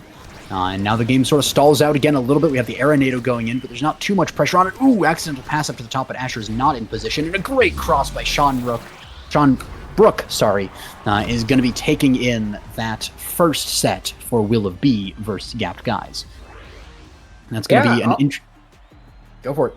Well, I was going to say, I think that is really props to Mac and Sean Brook's positioning, as well as Steam Whistle's contributing to their offense, because Will of B, even though they definitely, just from sheer awakenings and character picks, appear to have a core control disadvantage, they positioned very, very effectively on this map, and it really showed through. That being said, on this draft, there are going to be a lot of strong awakenings picked up by both sides. Catalyst and Stacks on Stacks picked up by Gapped Guys is going to be a lot to work with, but that Stacks on Stacks is going to be a little tough to get off with how much damage they've been putting out.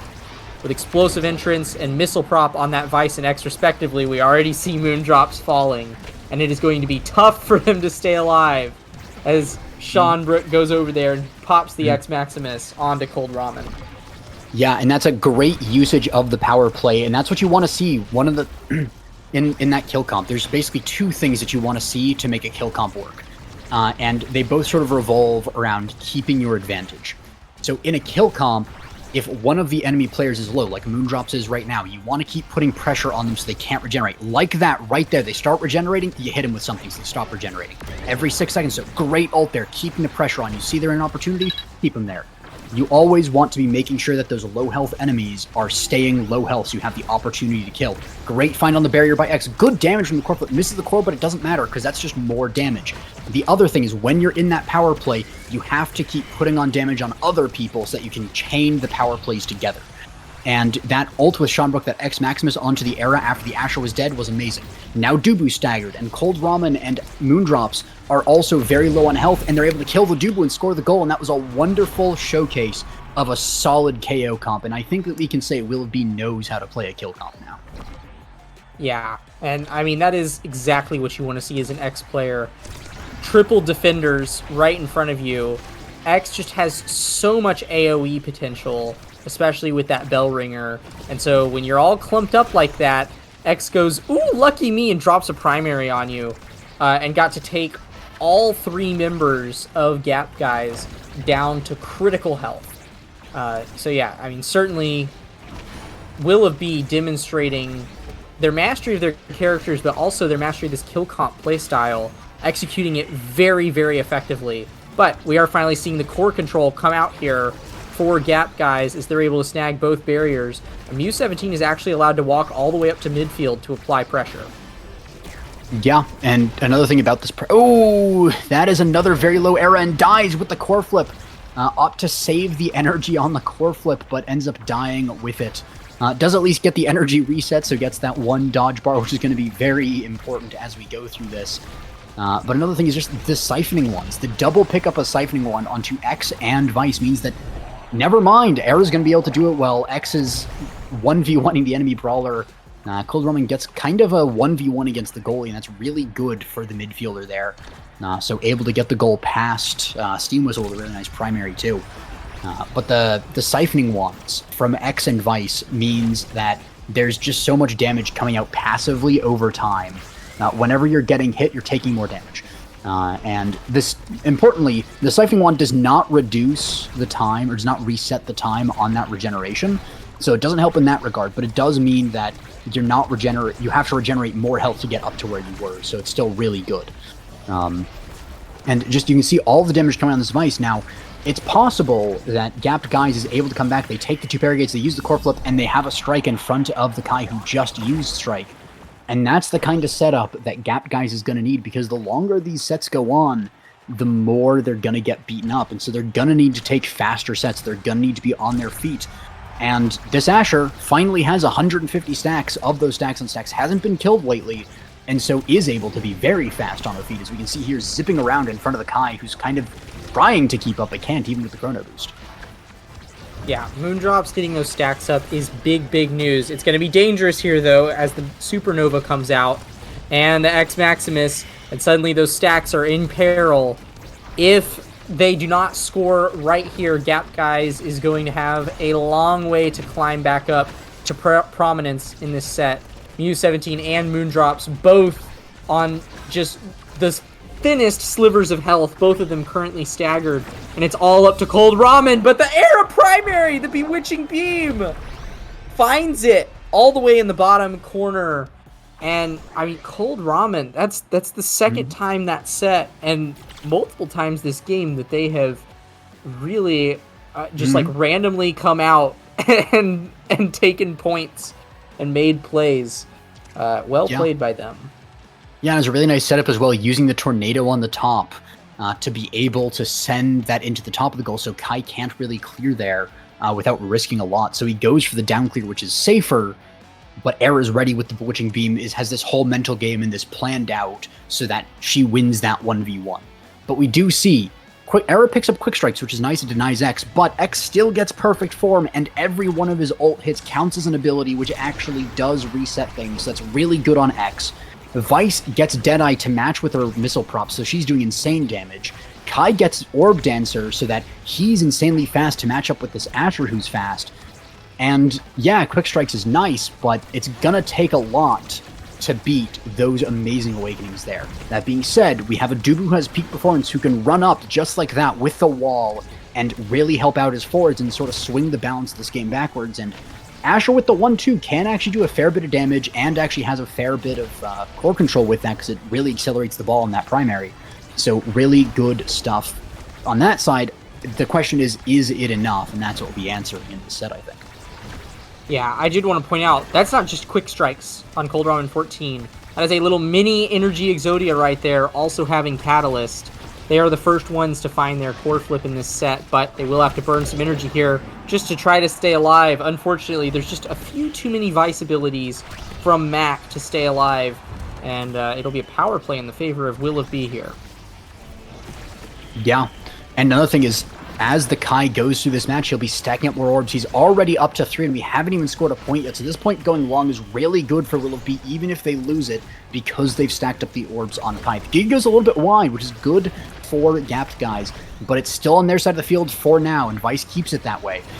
Vice lightnings through the Asher there to be able to keep it on this right side of the field here, but Moondrop super fast from the Era and the 88 stacks. Not quite 100, but still really fast, but Sean Brook able to find a bottom barricade there. Night Market angle is a little cursed, but in the end gets it to where Moondrops wanted it to, a little bit in a different way than maybe would have expected. And that's a kill onto the Vice, which is really nice, and that's a power play for them, getting the goal. Everyone on the side of Gap Guys helping out with that one. The Dubu from the back line passing up to Ramen, who gets it to the Asher, who gets it to the bottom corner, even in the face of the Kai Barrage. Really nicely played by Gap Guys.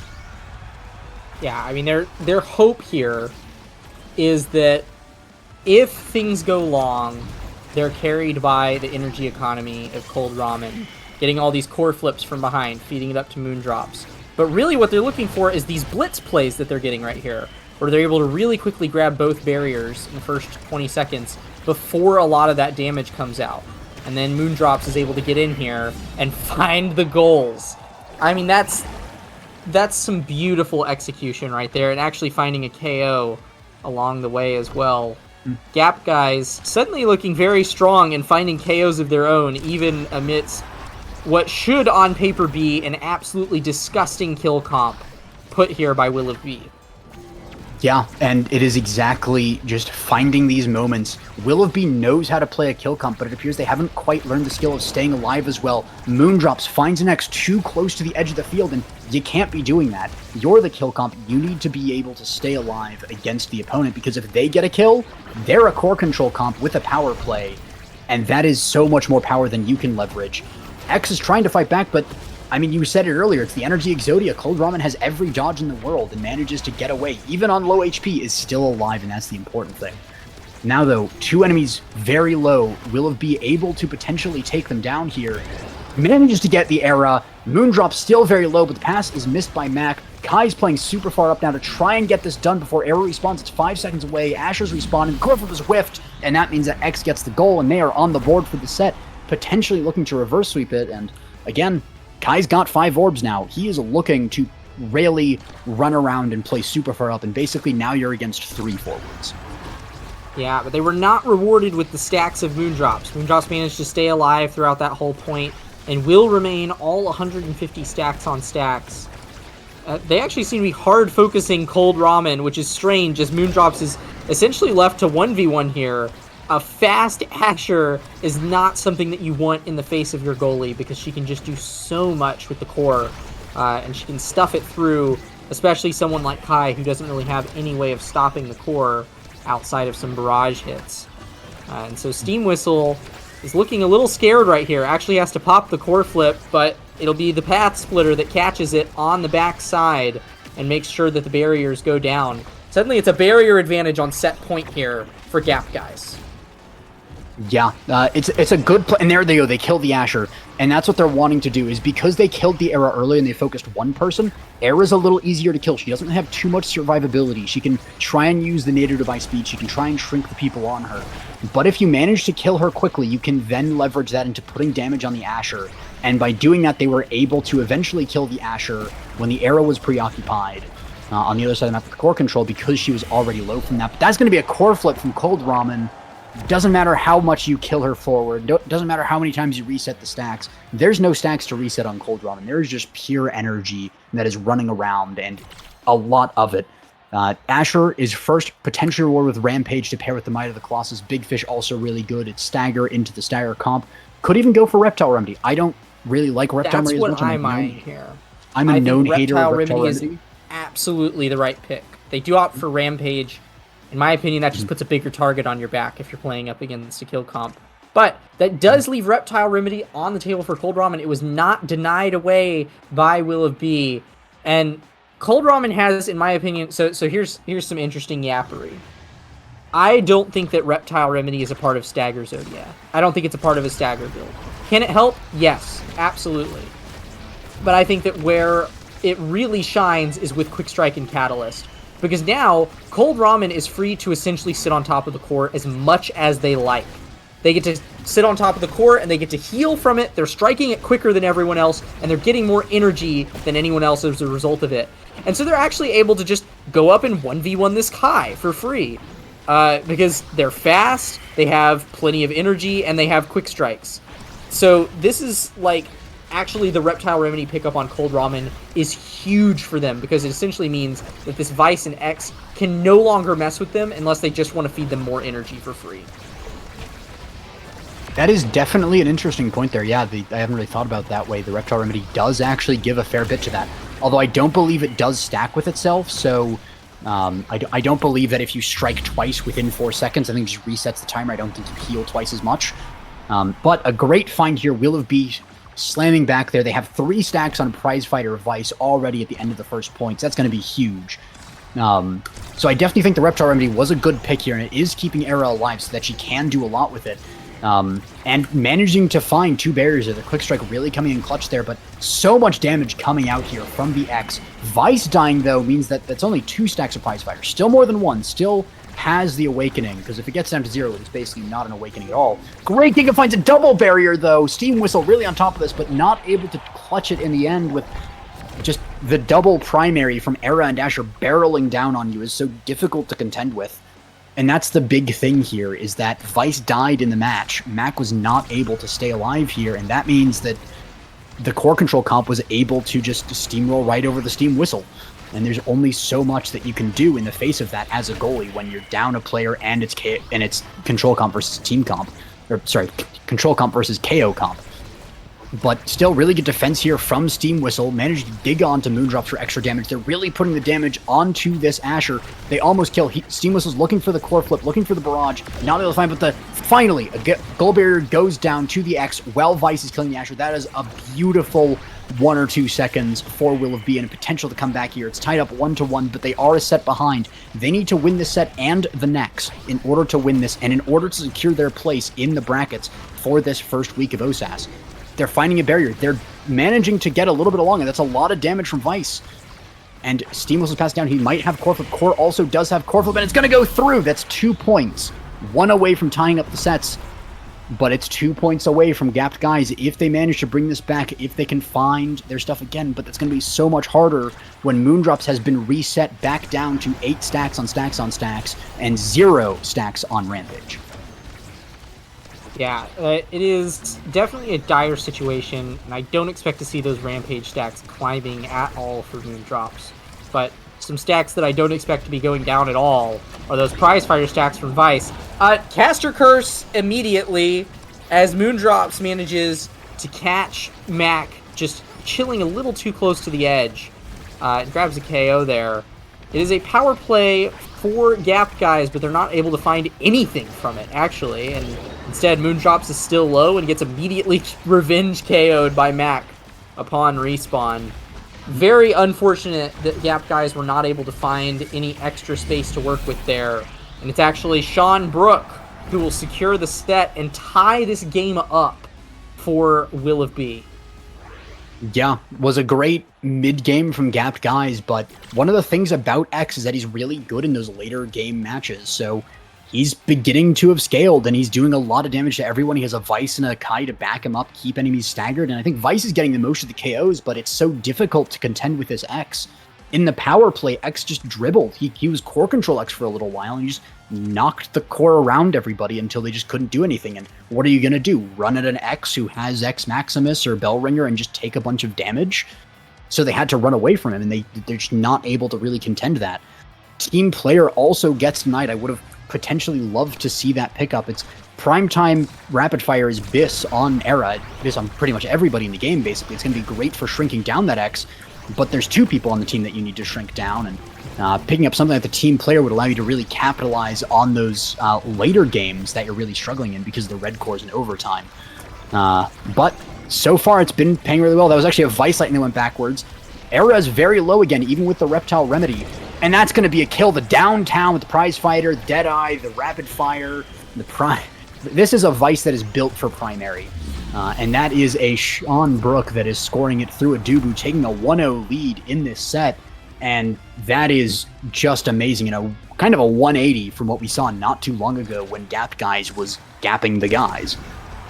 Yeah, I actually want to call out what I think was a really good drafting play from Sean Brook and Mac. Because normally, if you have an X that's first pick with Stinger and Heavy Impact on the table and a Vice right behind you, you would want Heavy Impact to go to the Vice and you would just grab Stinger on the X.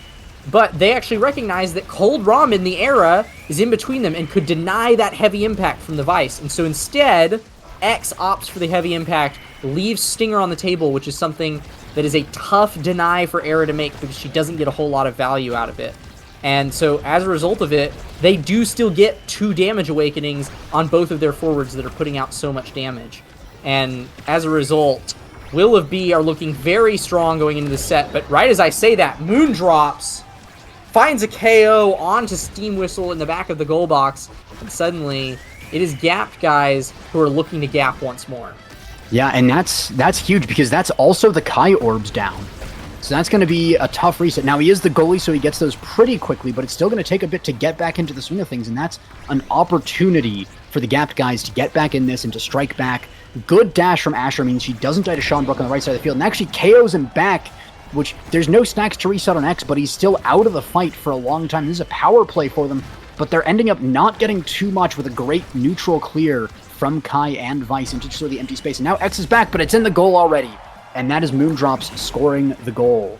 Kai's back, he only has 1 orb. And there's 2 stacks of Prize Fighter on Vice. They're not fully stacked. Meanwhile, on the other side, there's 150 stacks on stacks. 150 stacks in the stacks on stacks in Asher, and 2 Rampage, and 4 Orb Ponder stacks on the Dubu. They are stacking, and they need to be killed in order for Will of B to get back in this. And that's Kai running too far afield, trying to greed for a little bit of damage on that Asher. But Sean Brook, never mind the kill comp, he's just controlling. He's saying, you know what, I'm just going to space glide on the X. I'm just going to go in. I'm going to get the double barrier. So now they're up in this. It is really tight at the end here. Ooh, Steam Whistle, an unfortunate clear, but it's actually just a setup for Mac to hit the downtown cross-map snipe all the way across the goal into the top corner, and that's a really nice find by Vice. You don't see that all the time on midfield. You're not always looking for that goal, but Mac has his eye on it. He sees, oh, Dubu can't save this. Dubu can't get there in time. I know that I can do this, and goes for it, makes the shot straight in absolutely perfectly.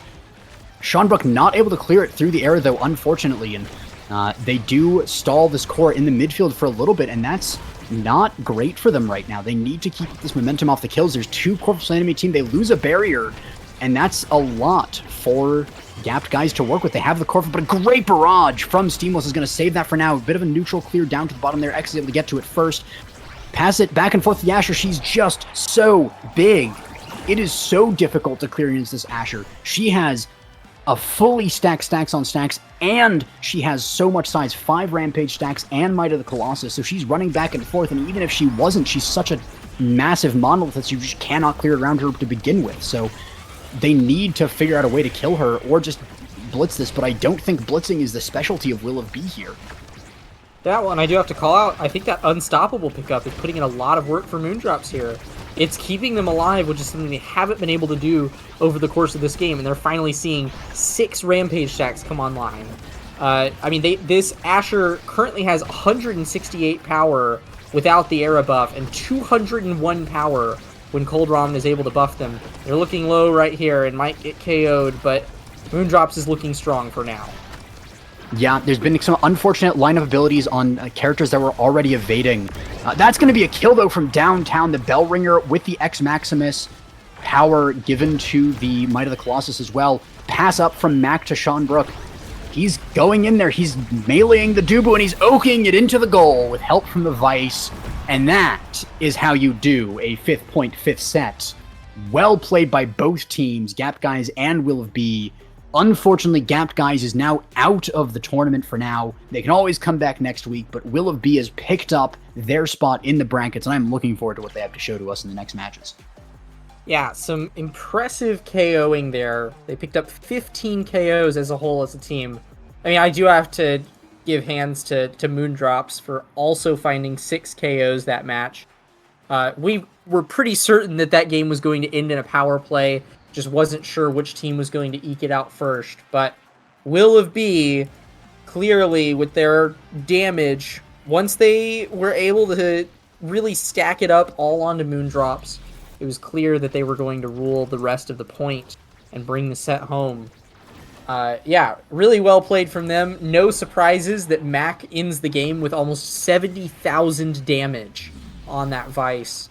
Just notorious for pumping out absolutely absurd damage numbers, and it's reflected in the 9 KOs that they found that match. Yeah, absolutely incredible play. So much damage coming out of Mac and Sean Brook as well. Great team play from them, and there's definitely some rough edges here. That's kind of, OSAS is a lot about polishing those rough edges and having these newer players play off of each other and learn how to play the game at a higher level.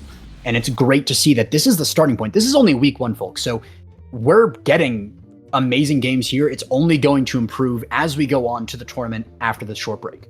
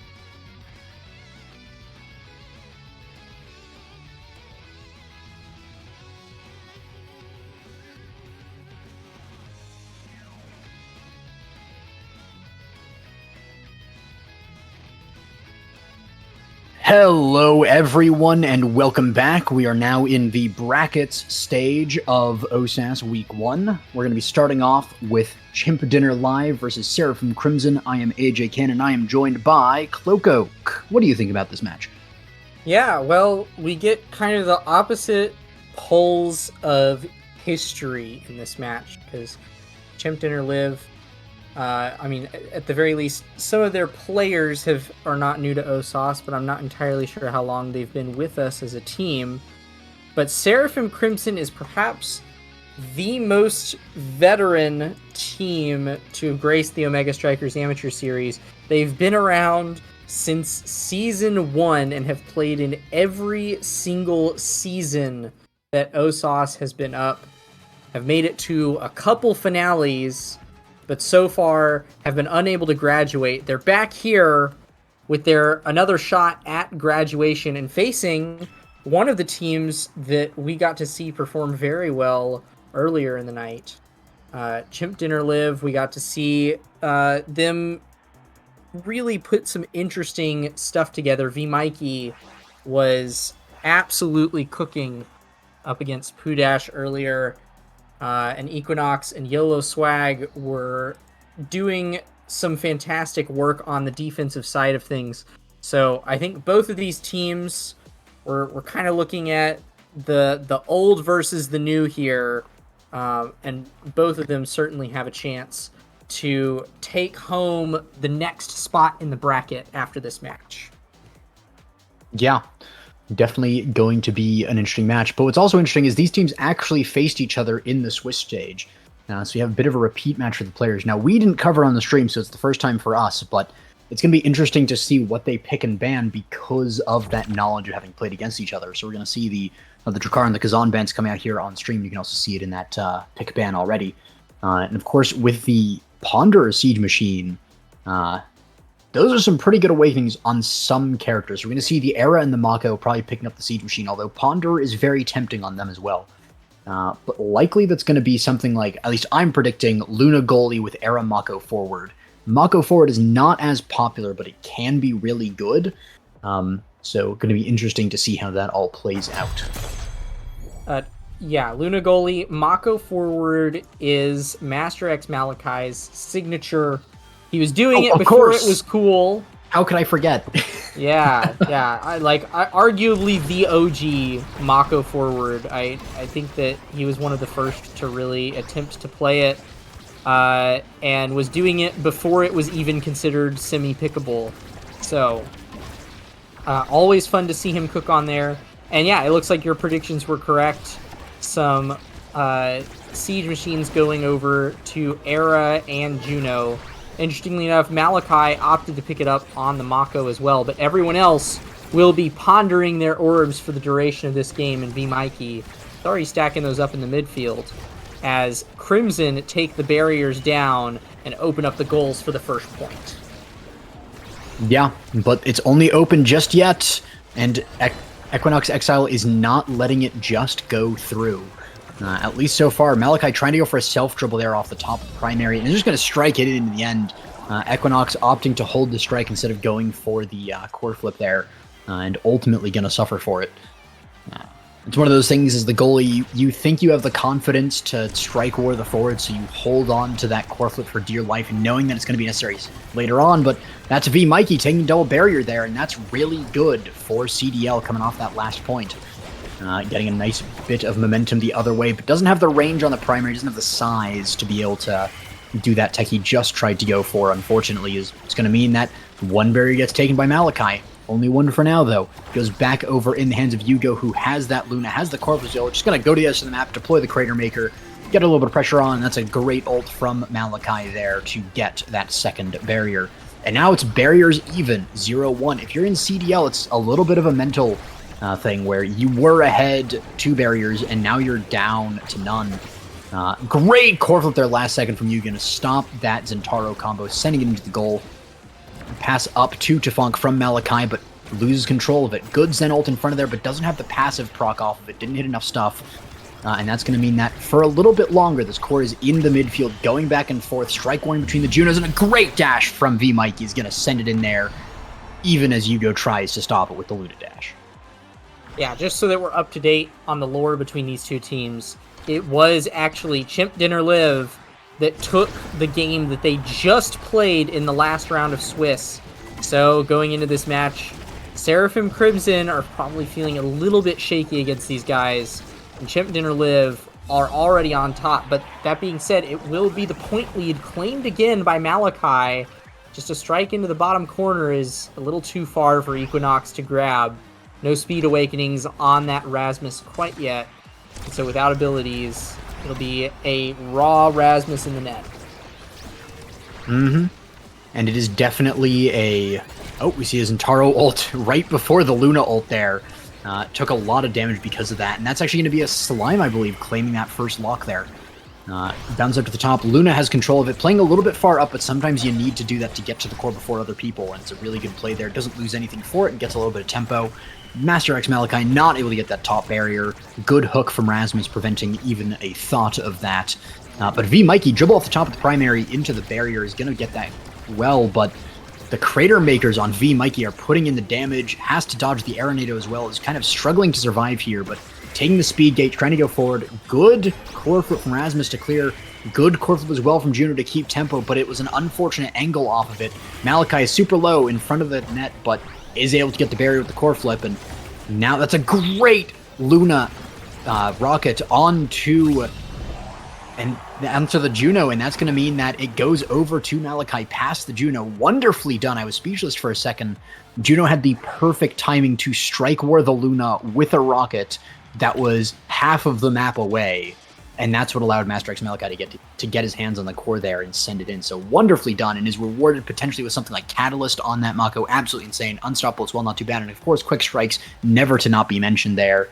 Amazing pickup there. Also good again on the Rasmus, so it's a deny as well.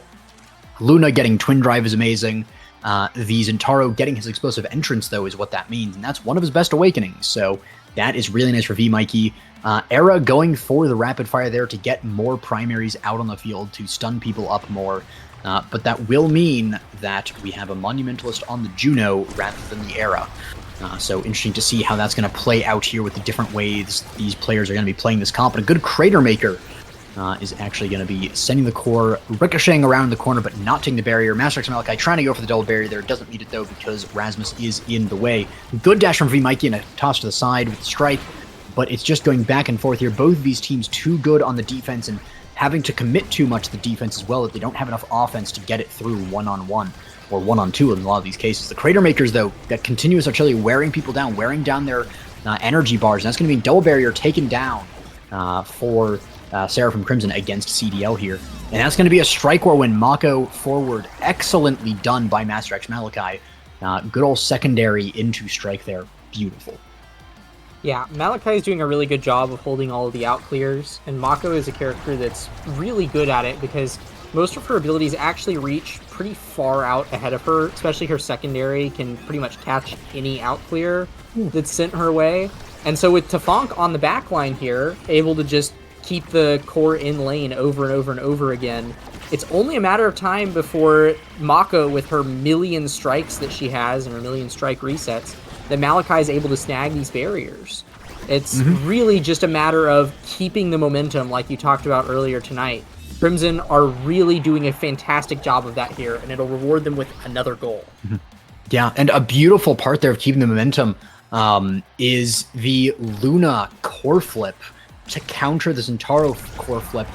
Yugo knew that Zentaro was going to use the core flip and had just that perfect time to do it, framed perfectly so that Zentaro also wastes his core flip, but does it second so that it's still in that sort of invulnerability, the iframes on the core. Now, so beautiful play there by Yugo. A little bit risky, because if you miss that even slightly, then you have a Zentaro core flip in your face and you're losing everything. Bit of a night market there, but goes to the corner instead of the goal there.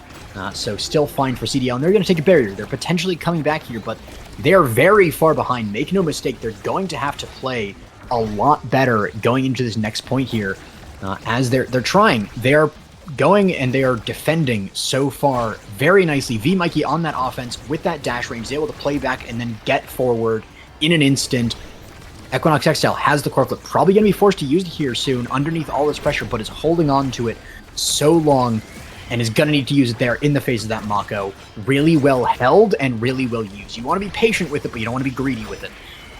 It's right there, patience on that core flip as well. In a different sense, Yugo defending as well beautifully. V-Mikey unfortunately sending it towards the Luna, and Yugo having the reflexes to catch that, but misses the Luna dash, means that Tempo's going to stall out for a little, but passes ahead of the V-Mikey dash. V-Mikey was just a pixel too short to catch it.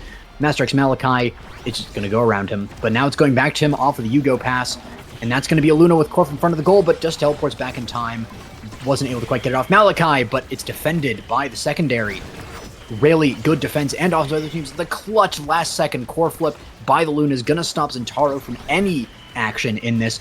A great cage from Mako, but it doesn't mean anything because the core's not anywhere near, so Rasmussen just dodge and walk out. Didn't even need to because it expires by the time he gets back over there. That's going to be Zentaro in front of the core. He is red coring it in front of this core, but in the end, it's a simple strike from Tafonk that takes the set, and that's a 2-0 lead from Seraphim Crimson over CDL, who just beat them. Yeah, I mean, this is a highly unconventional comp that Crimson are playing, right? But they're characters that all three of these players have spent so many hours on. Yugo has been a Luna goalie pretty much day one of playing the game. Has played Luna and has kept it up ever since then. Rewarded with the Orb Dancer here. Even though Era Mako, not usually seen as like this super oppressive offensive composition, Tafonk and Malachi are just working really well together here to make it work. And Malachi with that perfect form, I mean, Mako has really long cooldowns, but she puts out a lot of hits with her abilities, and so that perfect form is going to actually do a lot for him there. And then Tafonk had a lovely denial of the 1-2 punch away from Yellow Swag King, who will instead settle for some dash range with the Chrono Boost. I mean, all in all, Crimson's looking really good here. I will say, Malachi's going to be taking a bit more of a beating because Equinox Exile does now have Might of the Colossus, which with Pauldrons gives him 154 power on that Rasmus goalie, which can really pack a punch. But it is Crimson with the barrier advantage going into what could be the final set if they keep up this momentum. Mm-hmm. And a very strong possibility that there's still one barrier up 50 seconds in. And Yugo, beautiful stop on that Zentaro dash there. Corf in front of that, but a great hook. But in the end, a simple strike from Mako, even after the amazing hook from Equinox. Was a really good find on that hook, but it stalled the game. It did not win the defense, and it did not clear the core. So there is still a Mako in the net with a strike available. The Rocket here was not able to win kickoff, but in the end, a strike is going to send it all the way back over, back and forth with these strikes. As soon as they say one thing's happening, another thing already is going back and forth here. But a great cage from Mako keeps it on the left side of the field long enough to get that first barrier. Second one, not as easy. Luna stopping the hook from Rasmus was incredible there so that the core actually hits the barrier.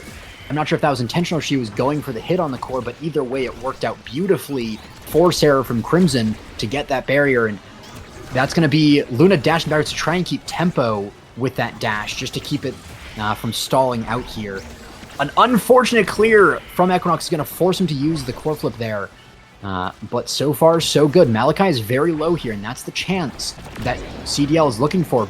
And that's going to be a kill going on to that very low Mako. Really well found there by CDL. And a good find as well on the goal, potentially the beginning of the reversal. Yeah, just a lost strike or there from Yugo will ensure that YOLO Swag King is able to keep CDL in the game here. And I didn't even comment on the Stinger pickup from Zentaro. I mean, this Zentaro has Stinger and Explosive Entrance, two of the best awakenings that you can grab on him. And as a result, is going to be putting out a lot of damage here. We already see him kind of multitasking core control and dumping some damage onto Malachi, who has really been the biggest problem for CDL, but not so much of a problem anymore. It'll be the death touch from Equinox that'll solidify Malachi in a grave in the back of the goal that he's been scoring in this entire game. Yeah, a bit of an ironic twist there. You're trying to put the core in the net, but in the end, you are the one to go in there. But Tafonk, even while Malachi is getting beaten up, is saying, much like we had ramen noodles earlier, a bit of an awkward play there from Yugo. Missed missed the dash and panicked the flip, and that's actually going to mean that the goal is open for V Mikey. No flip on Yugo either to save that. Really unfortunate by Yugo, and a great find in the momentum for V Mikey, who we can see is down in level, 2 levels against the enemy forward Master Malachi, but is still in this game. Make no mistakes, and this might have been the way that the last game went as well, and that's what you might be thinking as well if you're Seraphim Crimson. You can't let the nerves get to you, but it's not that easy when you're playing against a team you just lost to. But a great cage. Again, Master X Malachi has been really good with a lot of these cages. Been a couple of whiffs, but that right there is an excellent use of the Mako forward. Cage it in to get the barrier and just have enough strikes, enough abilities to get it through. And of course, Master X Malachi is running the Mako emotes. He's got the Bongoni, he's got the new Dongoni as well, so I got a rep for him as well there. Yeah, Malachi is being really, really opportunistic with his ability usage. Not dumping fruitlessly, really just waiting for Equinox to make these little missed positions, these little missed plays. And also, like, because Mako's abilities can mostly be, like, held down, he's able to charge up a lot of them, so even if there's not, like, an immediate good use for them, he oftentimes is able to find one just a few seconds later. He has a core flip here, and he's running up. They're on set point here, have a chance to close it out. The cage comes out once again. The ensnare drums unable to secure the goal. But Yugo on the back line with a flip as well. V Mikey calls it out with the Zentaro passive and grabs a double barrier with it. And suddenly both of these teams have their nets open, but Malachi has the strike advantage on V Mikey. And Equinox, left without a strike reset, will be unable to return it. The game goes to Seraphim Crimson, who swept that 3-0. Yeah. Really dominant performance from them. Absolutely dominant indeed. Another thing at the end that I want to highlight, and if you're looking to learn Zentaro goalie, Equinox made one of the cardinal sins of Rasmus goalie, and that is hooking horizontally. It's always tempting to go for it, and there are some moments where it's okay, but right then you saw what happened where the hook missed, and so the core eventually cleared into that hook, was sent back into Equinox, which basically meant that Mako, Master X Malachi on that Mako, had an extra attack in the form of Rasmus's own hook that he had to strike away, but then he didn't have the strike to defend after Mako hits it back. So that is a critical thing. It's like Dubu rolling. If you roll too far to the side and you're away from the goal, you want to avoid it as much as possible, because if it goes wrong, it goes really, really wrong. But a good defense up until that point. I mean, holding on in front of Mako is never an easy thing, so really good play up until that point, but in the end, convincing and dominating by Seraphim Crimson. So I'm going to look forward to what they do in the rest of the tournament. But first, a little bit of a break.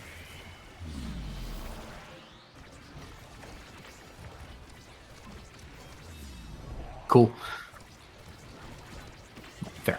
But the break is actually going to be a little bit longer, even after my smooth transition, unfortunately, was too smooth. But still looking forward to see what they do. But we have one thing to mention, though. Identical saves from Exile and Yugo there. So don't want to be counting out CDL, and I want to see what they do in future weeks. But of course, in the end, Seraphim Crimson takes it.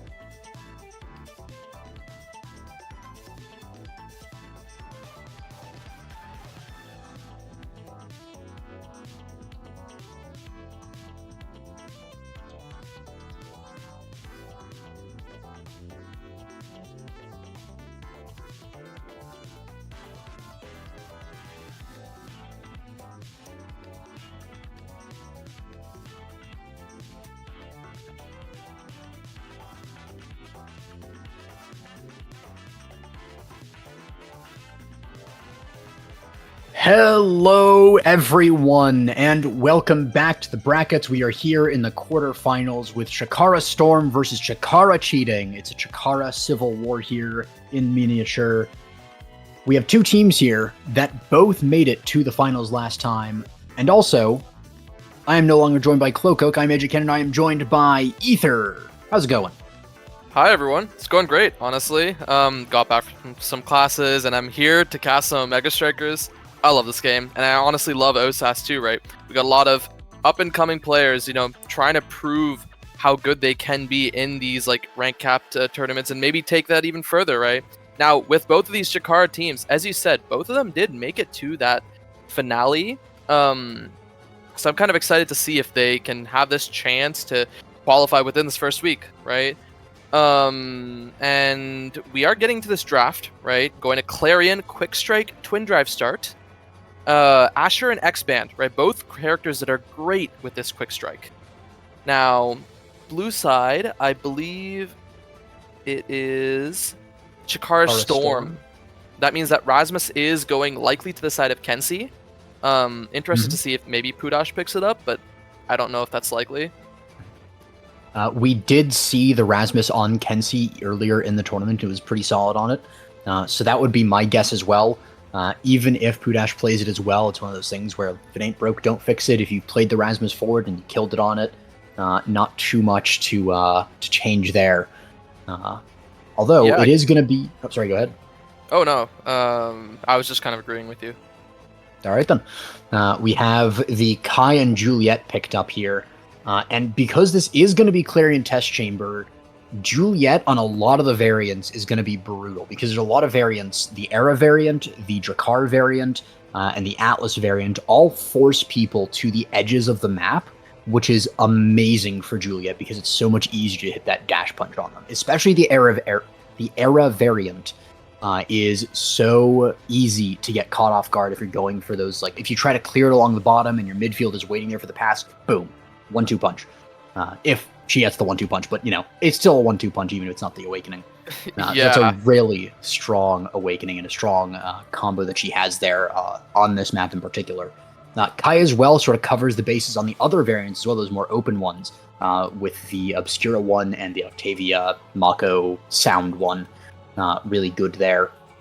Counting on the other side, though, we have the Aimi and the Atlas, a really good hold-it-down goalie and a kind of KO midfielder. That's also really good at a lot of those passing plays.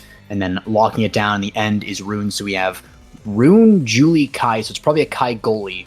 Yeah, that's correct. Actually, no. No, it's actually really tough, right? Because I believe this is I Don't Care, or IDC as goalie, right? Who does have a lot of Rune games, but this is more Rune midfield. So it's hard to say. Maybe they are flexing this Rune over to goalie, something they're comfortable on. Or maybe it is just this Rune forward by Brando, and then I Don't Care is just probably taking this Kai, right? And I mean, on the other side, right, Datagast picking up this Aimi. She's a player who's really known for a lot of these blink-heavy characters, right? This Aimi, this Estelle, kind of repositioning around and not really using the speed as much as some of the Now or the Era pickups, right? I'm interested to see kind of how they'll play around at these open maps, see if they can kind of overcome this Kai, who tends to be pretty good on those types of maps, right? Especially with that Twin Drive.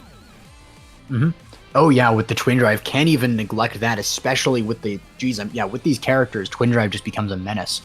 We're probably still going to see Rasmus picking up that quick strikes, possibly Julie as well, but Twin Drive Kai. Does the Atlas go Quick Strike or Twin Drive? Twin Drive.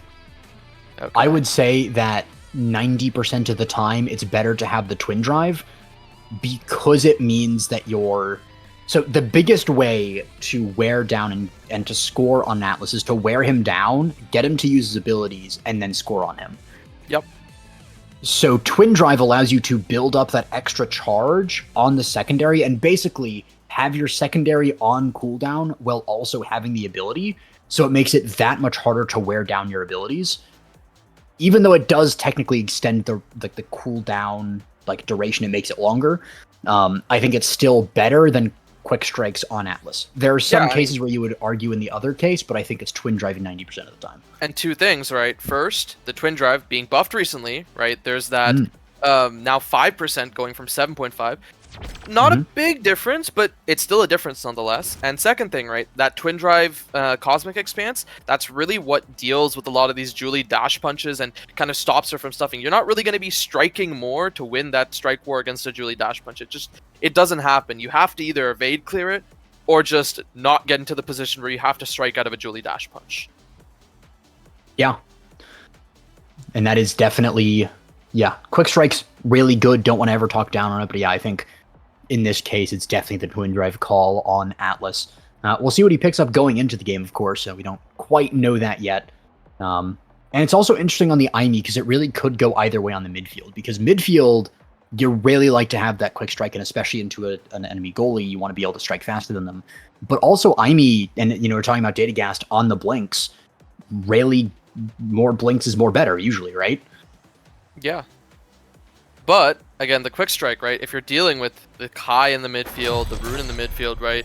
And it does look like this is the midfield Kai, right?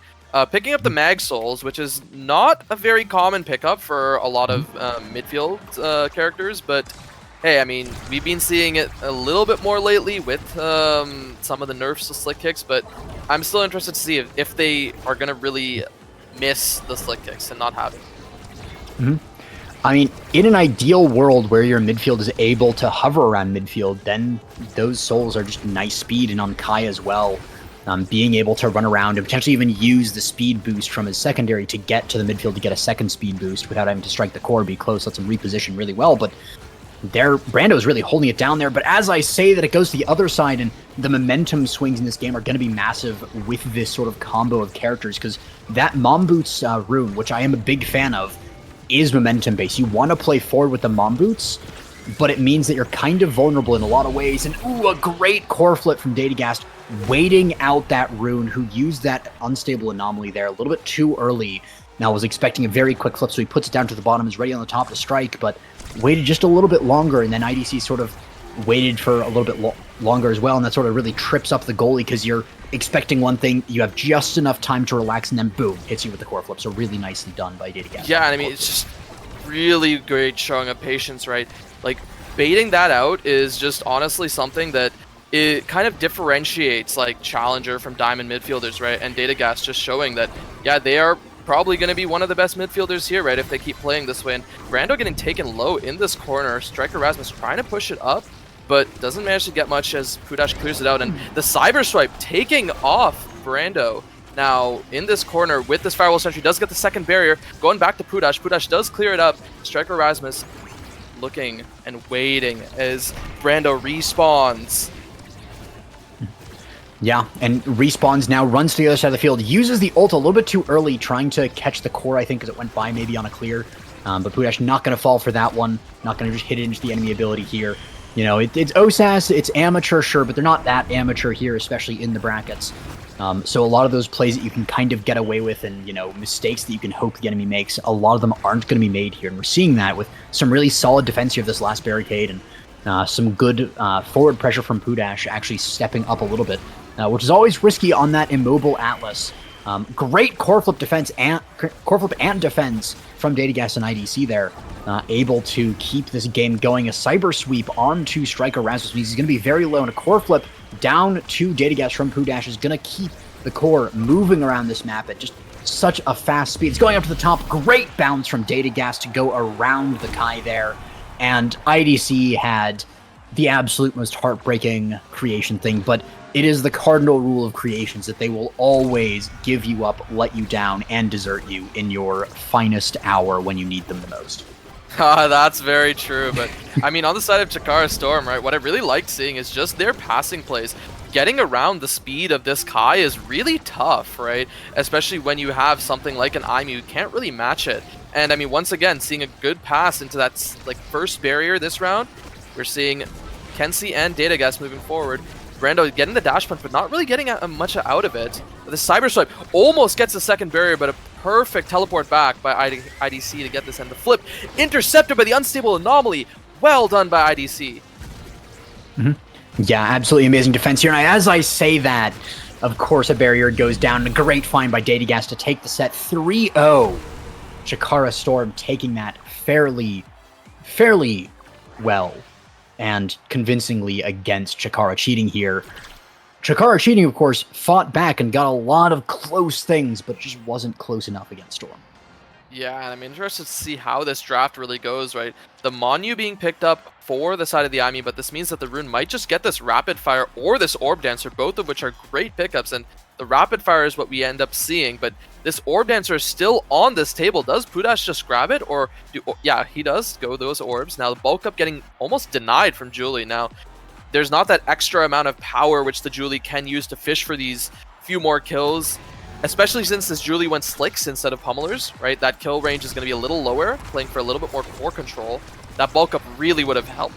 And unfortunately, I don't get it, but Brando's moving into this top corner, 1-for-1 in barriers. Kenzie burning this Death Touch, not really getting much out of it. And great Unstable Anomaly gets this second barrier in this corner. Striker Rasmus and Brando are pushing up. This barrage gets it past Kenzie. Clear down. Unstable Anomaly pops it. Glitch Pop not able to get this out. The Firewall Sentry. IDC is sitting in the shadows. Does get this clear back out, but they're sitting on this defense. Get it passed out. And a Dash Punch intercepted by this Cosmic Expanse. This is what we want with this Twin Drive, right? Being able to keep that up for another offense as well. Yeah, and right there again, the second use of Twin Drive, that would never be up in time without that Twin Drive. Good dodge. Kenzie dodging the banish there and able to stay in this game and fight back a little bit more, but the Dash Punch into the strike from Brando finds the first goal for Chikara Cheating in this series. Yeah, that almost looked like it wouldn't have gone in, and the strike is what actually converts it in the end after a clear attempt by Pudash. Now, good job on Brando there, and let's see if they can carry this momentum, right? As you said, this Rune with the momentum boots, just also a heavily momentum-based character. We need to see this momentum if Chikara Cheating wants to have any sign of coming back. Yeah, and you can see there the momentum swings one way, then the other. There's so much pressure on Storm, and then it instantly abates, and it's on the other side of the map, and now there's so much on Chikara Cheating, and these teams are so good at, you know, sort of getting the pressure to the other side, and really the question at the end of the day is, can they stand up to the enemy's pressure when it's on their side? And so far, the core flip just a second behind, a millisecond even. Really unfortunate for IDC. Then, oh, the really well played by Kenzie on the flip, but even better on IDC to know what's happening and to really just have the sheer reflexes to be able to respond to that flip there from Kenzie. And really, the thing there is it's almost a guess from IDC of which way he's going to flip. Oh, great that was brutal. Kenzie with the Era variant size and power buff, able to have the extra range, and that's Rasmus knowledge right there. Knowing that with that extra size from the variant on this specific map, that you have that range to get that kill there, that is just really nicely done by Kenzie. He obviously knows his character very well and can put it to very good use. Yeah, and I mean, the character knowledge really like showing once again, getting this second barrier. I mean, it is traded back, right? 1-for-1 in barriers. Offense being kept up, and IDC taken off the map by a good pendulum swing by Kenzie. And this Death Touch waiting. Just, they're cutting off all angles of defense for Striker Rasmus and Brando, and they do manage to keep this out for the time being. IDC does respawn. The Firewall Sentry already committed down. Pudash almost clearing that out, but the barrier does go down. Brando with this flip in the corner. Striker Rasmus just has to get it to them. This banish kept up. This flip, and that's the Dash Punch in. Nice job by Chikara Cheating. Yeah, so difficult to defend against that. You could see that Pudash's priority was on saving his teammates. So he puts the ultimate down just in case they're trying anything off the banish. And then he's trying to defend as well on top of that. Had the core flip, but even with a core flip in the face of the core flip Julie Dash Punch, it's so difficult to get the perfect timing to be able to actually stop that. So definitely not. Point, you're really better just saving your core flip, right? Just better not using it at all and just saving for this next point where it might matter and trying to bring some sort of comeback. And great defense out by IDC and Striker Rasmus in that corner, just not letting these guys get it through, and Pudash almost messing up this clear, but is able to get it out. Yeah, did actually get it out through the sort of Obscura angle there where you hit it into the corner and then the other corner immediately after hits it right back down. But thankfully had a midfielder there to cover for him. Great dash punch from Brando though, even while staggered, even from the poison. And the evade as well. Eventually dies, but did actually buy a little bit of time there, but now it's on the other side of the field. Great core flip out of IDC is going to send it over there, but immediately into the hands of the enemy midfielder is going to send it up to the forward. Striker House is very low, but a great unstable anomaly from IDC is going to keep the core in the field and the play alive for now. Another kill goes down. It's a bloodbath here, and Chikara Storm is rarely doing the damage here. Great dribble from Kenzie into the secondary is going to tie up the score 2-2, and they're 1 point away from taking a massive lead in 2 sets here. Yeah, and I mean, once again, right, one member of Chikara cheating falls, comes back, another falls, right? That was basically a 2v3 for a good chunk of that point, right? And that's kind of what lost them that, right? Oh, and another 2v3, as I said it, right? Striker Rasmus does fall, and the second barrier, unfortunately, going down to a slightly off-placed, unstable anomaly. Now, can IDC and Brando V2 just hold this, or is the offense of Chikara Storm really going to take them all the way to set 3 already? Now, do clear it out. Yeah, there's a bit of an awkward thing there from Kenzie. I believe he was trying to hit the angle off of the Atlas thing like that right there, but hit it a little bit too far down. Great core flip and defense again from IDC, he's really good at just striking away those core flips, so you have to be a little bit fancier with it. Pudash using the speed from Orb Dancer there to greed for an orb and get back in time to defend. Really greedy play, but sometimes you need to be a little bit greedy in some of these moves just to get the extra experience for the draft, a little bit of extra health, a little bit of extra energy, sometimes very necessary. Striker Raz was looking very low there in his own goal net, might actually die here. Now, of course, he's not the goalie, but he is getting gold. Sent right back in there. Kenzie with the Estelle Heart. No hard feelings, it's just the game, but it is a brutal game indeed. Passing up to Datagas, back down to Kenzie, and into the goal! That's going to be 2-set lead, and we're going back into another draft, which we're going to see how they handle this, but, I mean, it's paying dividends to be first in these drafts, to being able to deny Bulka, being able to deny the Orb Dancer, being able to get them on you, and steal that away from the Rune as well. Hot shot maybe to be taken away from Rune, maybe there's something else they want. The Orb Ponder can be denied away from the Atlas, so the Atlas doesn't get both of these for free, which it is taken away by this Rune, which is good, which means more cooldowns for them, that's good. But the explosive entrance falling to the Aimi, Chrono Boost not really being picked up by the Kai. I'm interested to see what they'll do with this Aerials, if they want more of that range, as opposed to kind of being able to run around for longer. And crucially, this Julie has Adrenaline Rush. If they can find any kills, they can really make these power plays run, which it's going to be tough, right? Without any sort of extra power, without pummelers even, right? They really just have to hope that someone is standing just right on the edge. Yeah, and especially with Atlas picking up the Unstoppable and just having his ult, it's going to be it's going to be pretty difficult to actually secure any of those kills. Even if it's close, Atlas just presses one button and suddenly it's not going to work. So definitely not a bad pickup. It still gives cooldown. It can be very good. It can snowball a game very quickly, but it's a bit of a big if with the if they get a kill. But so far, that's 2 barriers going down. Chikara Storm not able to fight back just yet. They have 1 barrier down, but they need to get that second one, and that's been the challenge this entire game. First barrier, it's rental. It's free. You don't have to worry about it as much. You can give it up all you want. That second one, though, they are holding on to it with a death grip. That is their firstborn child, and Pudash is going to try and core flip and doesn't send it right at IDC this time, but it's close enough that he can defend it still. Giga actually obstructs the pass there. Good core flip, but an even better Cosmic Expanse is going to send it over there. IDC able to reposition. So good at blocking these core flips. It's actually insane sometimes. Good barrage into the core flip from Datagas, though, is going to mean that the core is still in the field. So many core flip attempts on this goal, but it's held. One more to the pile is going to actually be a sort of dribble past Datagast. Or they're just buying time. Almost a kill onto Striker Rasmus there with the hook from downtown. The bulk up almost sealed the deal, but it wasn't quite enough. Kai looking low, but regenerating. He's starting to heal, and they're not putting damage on him. They're not hitting him, so he can just heal up for free, and now he's back on the play. He's not staggered. He can play forward, and he can really make use of the speed from aerials.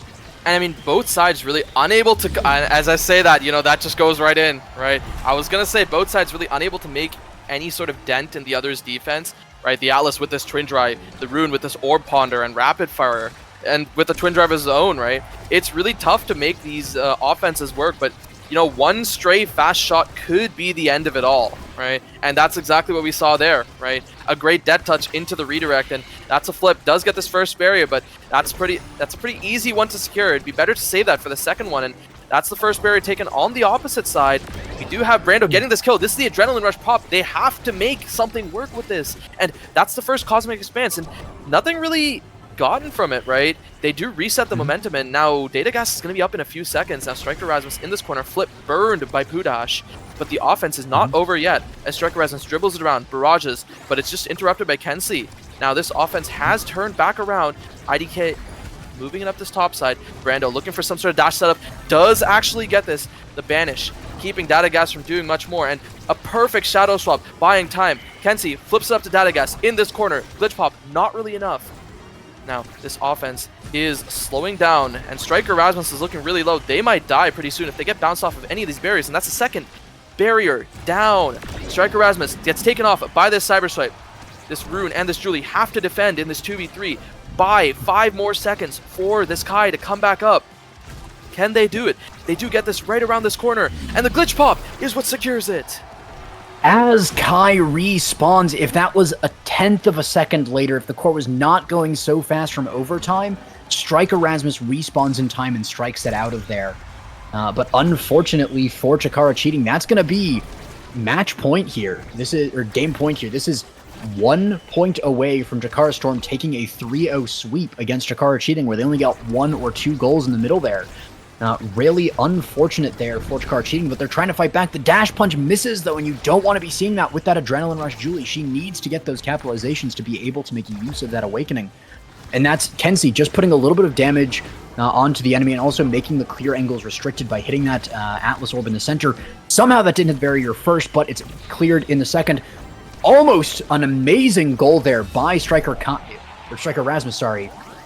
But Wrong in the character. end, managed, yeah. He's on Kai, he's not Striker Guy. Yeah. But managing to get it through strike there it puts into him the on the net. board. Yeah, and we are going into what could once again be this final point, and if Chikara Cheating has something to say about it, we'll have to see, right? This first barrier already falling, the second one almost falling, but this Cosmic Expanse just being actually juked out by Striker Rasmus and almost sending it in, right? But Pudash almost has this flip up, right? They have all these tools to keep this defense going, but so does IDC with this unstable anomaly, with everything, right? But both barriers are open in favor of Chikara Cheating, right? They just need one good conversion and then they can get it in. But this quick strike, just shooting, and IDC with a great TP out to buy this time. And even though Striker Rasmus falls, it doesn't matter. Brando just gets a good dash punch. And sometimes it's all you need, one good dash punch, whether it's on an opponent to start a power play or on the core and the goalie to score that goal in the end. That ties them up 2-2, and you know, I do like me some reverse sweeps. This would be one of the most reverse sweeps. Down from 2 points in that second set deficit as well. Good dodge from Kenzie, though, is going to mean that he stays alive and out of the banish for now. And the second barrier is going down. Datagas has the core in his top corner, is going to use it, and is going to be blocked by Striker Rasmus. That's a momentum stall there, but not quite totally converted to either side. But that's a core flip on Brando, V2, in the goalie box there. But a lot of damage, gets the kill flip onto Rasmus there. Datagas almost dying as well, but that time there's an Atlas ult, but actually not needed. A bit of a waste there, unfortunately. No healing on it because Datagas was too far, and it was a good, safe play to put it there, but in the end, not necessary, and that's tragic to see. But that's a kill onto Kai. Also, Striker Rasmus. And Brando dribbling on the bottom, trying to buy a little bit of time. The core flip to buy time from IDC as well. Datagas uses the ult, and it actually is taken out by Kenzie. A little bit of an anti-synergy there, buying a little bit of time for the enemy team there. Kenzie, the IDC hits the sword angle on the Rune Anomaly, but dies for it. That's a red core in the enemy goal. Can they score right now? They're passing to each other, but they miss the pass. The hook is good, but the barrage is better. It's down the bottom corner here. The primary misses. Pudash is playing so far up to give Datagas a chance to regenerate HP, and now it's swept the other direction. Everyone's on the field again. It is back to being 3-3. The core flip is used, goes to the top, but IDC is in the way. The Cyber Sweep is countered by an anomaly. It is all over the place here. Datagas has the core flip again, but whiffs it. Unfortunately, Striker Rasmus stalls out, though, and we're going to have some good sportsmanship here as we calm down the game for a second. That is super unfortunate to see, but really good sportsmanship here. It would be all too easy to say the rules actually say that if the point is already in play, you finish out the point, because that's what it is. But Chikara Storm, really good sportsmanship there, saying it's fine. internet sucks sometimes. We get it. We're not going to let the internet decide a game. We are going to decide this on raw skill. And that is just one of the best things about this community, is that that is a common occurrence. Yeah, and that's kind of what I've loved, you know. Just as honestly, just as I've gone over time, right, through alpha, through beta, people have always been willing to wait, right? And honestly, it is getting late, but I'm here for some good games, right? And I do want to see how this turns out, even if it is just a 3-0 in the end, right? It's been a good 3 sets, that's for sure, right? Yeah, no one can say that Chikara Cheating didn't fight back. Even if the set score is 3-0, we can see that it's now 2 points here. They had 2 points in the last set as well. They've been so close so many times. If they can pull this off, it is... I mean, they have the potential to reverse sweep. They've shown that they can score goals. They've shown that they continue onwards. And they definitely have the potential. And maybe, for all we know, that it was Striker Rasmus's internet holding him back, and he resets the router, comes back, and just is able to play even better with less ping, less packet loss, and just starts playing the best Omega Strikers of his life. And that's an entire possibility that we have here. The other thing is that this is going to be deep into overtime. The players are IME waving back and forth and using all the new emotes, which is great to see. We got the Dongoni, we got the Bongoni, we got the Hey IME. But the one Korchan one. Yeah, the core thanks, yeah. But yeah, we got the core speed here is going to be insane when this comes back. Now, the honorable thing to do, again, if you're new to the community or if you've seen this before and you don't really know how to react to this, the honorable thing to do here is to use an ability or whiff a strike near the core to show that everyone's ready once everyone is back, or to hit the core and then to hit the core not at the goal, to give everyone time to react to the core coming back. So once Kai reconnects, what's probably going to happen is Poodash is going to stand near the core, or maybe Kenzie or Datagas to keep the goalie in the goal box. Everyone gets into position, an ability is used, probably hits it up to the top side of the map, and then it ricochets around. Emote, right? Just emote a few times, right? Just be like, okay, guys, it's time to go. Let's get this started, and then just pass up to a teammate, and then we run it, right?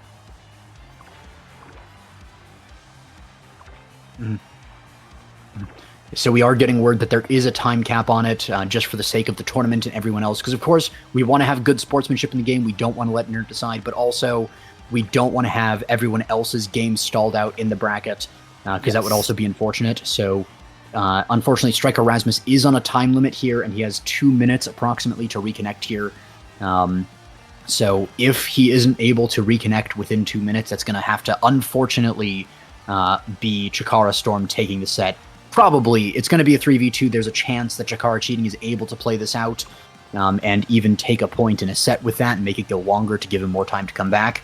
Hey, this Rune has been defending, that's for sure. That is absolutely true. There's been a lot of good defenses here, and a lot of good 2v3 defenses as well. Yes. And even in other matches, well, we've seen there was a power play where it was 3v2, and then I believe it was Ramen Noodles actually 1v1 the enemy goalie even in the 3v2 situation, and scored the goal there. So it is definitely possible for a team to come back in the 2v3, but unfortunately it's gonna have to be decided soon. Striker Rasmus, not Rasmus himself, has approximately 1 minute now left on this, which is always heartbreaking to see, but it is at least heartwarming to see the respect that these players are showing for each other in this situation.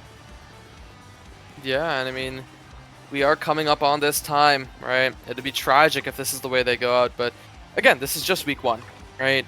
They have a lot of time, left for trying to qualify, and getting this far in week 1 really bodes well for you in the upcoming weeks, right? Even if you don't make it in here, a lot of the best teams will kind of be out of the way, per se, and you'll have a better shot at making it in a future week. But that still means you got to work on your skills. You got to improve a lot and show that you're able to kind of compete with the best. And yeah, I mean, it looks like it is about time to play. That is time. Put your salutes out there. Wait! He's back in the absolute last second when they're about to have to move the match onward. Striker Rasmus comes back, and It is an amazing thing for Chikara cheating. Hold on. He's there, but he's not there. He's moving. He's moved. He's Okay. circling. He's spinning in honor. No. It started it. They passed it to the opponent. That is the pinnacle of honor, giving up core control in And that I don't situation. think I've ever seen 2 orbs on each side, right? That's how long they were waiting, right? And Datagast already getting taken so low so quickly, right? But this Atlas ult is kind of healing, and a great redirect on Barrier. Brando. That's the core flip. Oh, and it's stuffed. But IDC almost has a flip of their own. So does Striker Rasmus, right? And so does Kenzie, right? Will any of these players manage to use it? Kenzie has his flip, but it doesn't even matter. It's actually just a shot out by Datagast to the top corner that ends it all.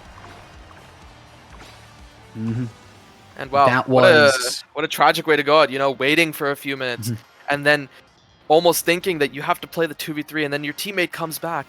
You have the 3v3. The win is in sight, right? You might be able to take the set back, but in the end, it's just one shot that does it. And unfortunately for Chikara cheating, we'll be seeing them next week if if they're gonna be back. Yeah. I have not known Chikara cheating to give up. Incredible sportsmanship from Chikara Storm, and Chikara cheating, I think, will definitely be back in the future. Even though this is a loss, I don't think they're going to take it too hard. They will be bouncing back, and we'll probably see them in the finals again in this OSAS, but probably in another week. So, really good play by both the teams. An unfortunate, heartbreaking / heartwarming ending in the end there. And as we're watching these clips, it's just great to see the teams that are coming out here. Again, these are Diamond players. There are no challengers, no Omegas, no Pro Leagues in these games. So just amazing to see what they can pull out. And a lot of it is rough around the edges, but it is getting polished with each passing game. And with that sentiment, I think we're going to get to see some more polish in the next game after a short break.